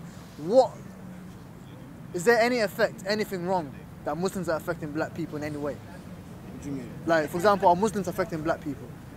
Are we bringing them harm? Not as a collective, no. There's Muslims that are doing wrong to black people, but there's Christians that are doing wrong to black people. True. You know what I'm saying? Now the thing is this, yeah? Sarah and Kalam go about, you know, with this Islamophobic ideology, saying that, you know, Muslims are this, look at that. Sarah was going about slavery a few days ago when I've seen his video, right? And he's been quoting certain things. I have spoken to him on Facebook, and after I've replied to him several times, he blocked me. Man blocked me, bro. He came to my page, he commented on my picture, Kalam guy, not Kalam, sorry, Sarah, yeah? He came to my page, yeah? He commented on my Facebook, and after I gave him some good, like, freaking source, like, strong source about slavery, man blocked me. Bro, what are you blocking me for? Like, let's have a normal discussion. And you know what? He's been posting a lot of stuff on his channel, and I've been commenting on it. But anyways, long story short, run from scattered minds. Exactly. If Sarah wants only want to talk to terrorists. Wait, if Sarah wants to debate about slavery or Muslims enslaving, what's it called, blacks or Arab slavery, all this kind of stuff, please be present here next Sunday, because I'm gonna be here. So me and you can talk. Because I don't know why you blocked me on that, man. You get me? And by the way, the name Sarah, it's not the way you pronounce it. It's Sarre. So if your name is Sahro, because, you know, basically you're trying to use the Egyptian thing, innit? Like, it's basically that's not how you pronounce it. So even your name, what you're trying to claim, which is not your history, is bullshit itself. Dave is that guy, innit? The black guy. Yeah, Garvey. No, not Garvey. Yeah? He's not no Garvey, fam. Never. That guy, the black guy. He's talking about Garvey. I was trying to talk about Garvey. Sorry, my mistake. Perhaps he simply didn't want to talk to you. No. Okay, why are you forcing a conversation which I don't want to have with you? Come on, man. Well, you told me you don't want to talk to me. Maybe Sarah did the same to you. He blocked you because he didn't want to talk to you. No, the thing with... Yeah, it kind of makes sense, doesn't it? Oh, the thing with Sarah, because you don't understand, we've been having a long conversation from the beginning. He'd been commenting on my stuff. If he didn't want my conversation, he wouldn't have come to my page. The fact that he came to my page, he wanted to have a discussion with me. Okay. You get me? And then after I replied to him, he blocks me. So now, who's looking for conversation? So he's the one who started the conversation, and then he blocked you. I posted it. he's the one that started it. He's like, oh, yo, what about this, what about that? I'm like, I replied to him. I'm like, boom, sorted. But anyways, if you want to talk about slavery or about Islam in any of that matter, right, don't bring the Aisha topic, because you've been bringing that topic for so long, man. I'm tired of it. Let's talk about slavery. Salam. Nah, yeah, it's a rap, man. Respect. Yo, I got another hour to talk about. No, I'm joking. Yo, let me deal with that Faz thing quickly, though. Let me deal with two quick things, yo. Like, it will be a minute each. Yeah? You sure, a minute? All right. Yeah, big up the people, them. Shout out, gang. What you doing, fam? This ain't no Yo. Start again, Rasta, man. Start again. Alright, cool. Big up, man, like, alright. I just want to quickly address something in our community that I feel like is a big problem, yeah? And I call it the complaining culture, yeah? You have a brother called Faz who's gone out there and he's taking knives off young youths, yeah? And you got elders and you got roadmen in the community that are just, it seems like they're just hating. You had an elder, a very renowned elder, yeah, who said that he shouldn't have gone on the TV with in his suit, yeah. Oh fuck, that killed, man. All right. One more time. Done no, brother. Respect. Done no, guidance. Yo. Big up the people. I just want to quickly address something that I feel like is complaining culture in our community. I think it's a big problem. You have a brother called Faz who's out there taking knives off of the young youths, you understand, that haven't really got deep into the knife crime thing yet. And you got elders from our community, elders that I respect, yeah, that are being very critical of the brother. And I'm like, you better just go do his job, or man for stay silent. So you had an elder that was saying that he should have gone onto the TV wearing a suit. Why did he go in a tracksuit? Why is he chewing gum? And people have to realise that for the youths, yeah, that are out there, they have to see something that they can relate to, yeah. And end of the day, yeah, it's more about his message. When we put when we start putting the emphasis on the clothes more than the message, this is a big part of the problem. Man are getting stopped and searched because of the way they're dressed. And that's wrong. You understand? So he went there dressed just like the man them to show that you can be dressed like the man them and you can be on something else. Yeah, that's one thing. Yeah, you have another brother that said he's just taking knives off of little youths and he's not going to all of the big gangs, you know, all of the drill artists, and taking their knives and their guns. You understand? Which is where the core problem is. And although I do agree with the brother that that's a situation that needs to be dealt with, save one and the job is done. You understand? So at least he's helping these youths that might just have it out of fear, and he might have stopped people from actually using it. Yeah, all of the men that are critical of him for that, you link up with the man them, yeah? You go to the drillers on both sides and let's see if we can get some truces and some ceasefires going on. You understand? And I'm sure Faz will support that movement, yeah? But let's stop the complaining culture. If we see a problem, let's go and solve it ourselves and stop pulling each other down like crabs in a barrel. Very true. Facts. Yeah, big. Very nice, and the next one now. Yes, family, I've been voted, 1 minute. Nominated. Yeah, that's what I was going to say. Big up, family. Shout out Black People Giving, BPG. They've nominated me for King of the Community Award, which I denied. Cause I don't feel like I've personally done the works in which I feel like that such a nomination can be accepted. But from a lot of the community have said that to go for it, so I'm going to go for it. I thank everyone that's put that word in and, you know, believes in man like that. I think it's going to be on the 30th of this month. Fuck. 1 minute. Let me just come again. One last time. Yo, big up, family. The brothers from BPG have nominated me for King of the Community Award. An award that I would say that I don't really feel like I'm befitting of yet. I don't feel like I've done the works that can actually substantiate such an award. But I'm honoured and I'm humbled, and from advice from the community, I've accepted. So I will be at the BPG event. I think it's on the 30th, and it's King of the Community Award. Thanks to BPG and everyone in the community that's putting a good word and showing support. I'm humbled, and you know we're gonna keep the fire blazing. You done know. Respect. Keep the fire burning. I'll let come oil in my lamp. Rascal came back. Keep the fire. Bring a fire when the road cool. Yeah, right there. Right, come. You know that's gonna get poppy this summer as well. Woo. We're gonna get poppy out here like we did last year.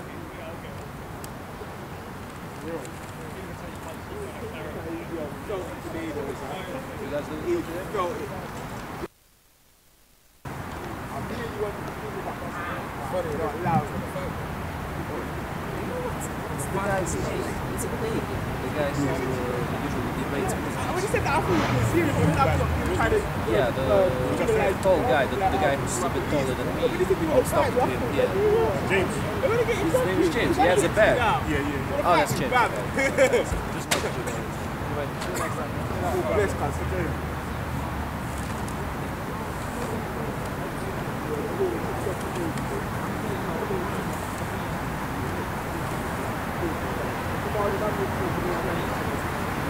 No, that earlier. I was filming earlier. I was talking to from Mansour. What about the hadith? Yeah, but when he saw me filming, I saw man filming him, but he must not have known that the brother was filming him. You know what I mean? I'm gonna come there blaming him. Oh, fam, where are we, fam? Man, them man need to stop doing that, fam. I want to do a video about it, man. If you want to have a private conversation, just go to one side. Come in the video park, fam. This is a public park.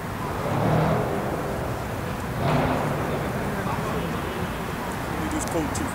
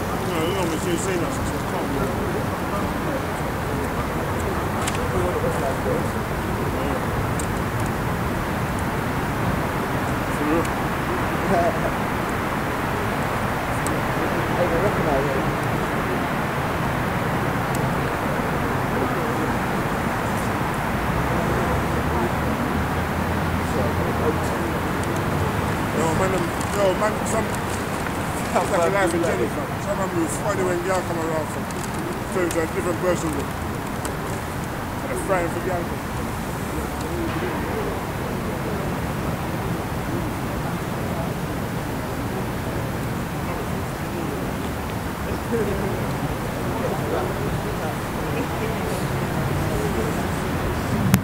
First time in the park.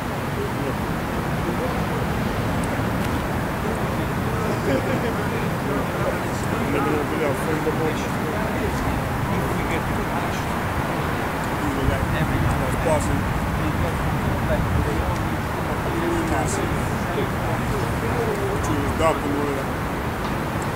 Coming in. Come back in the daytime, maybe I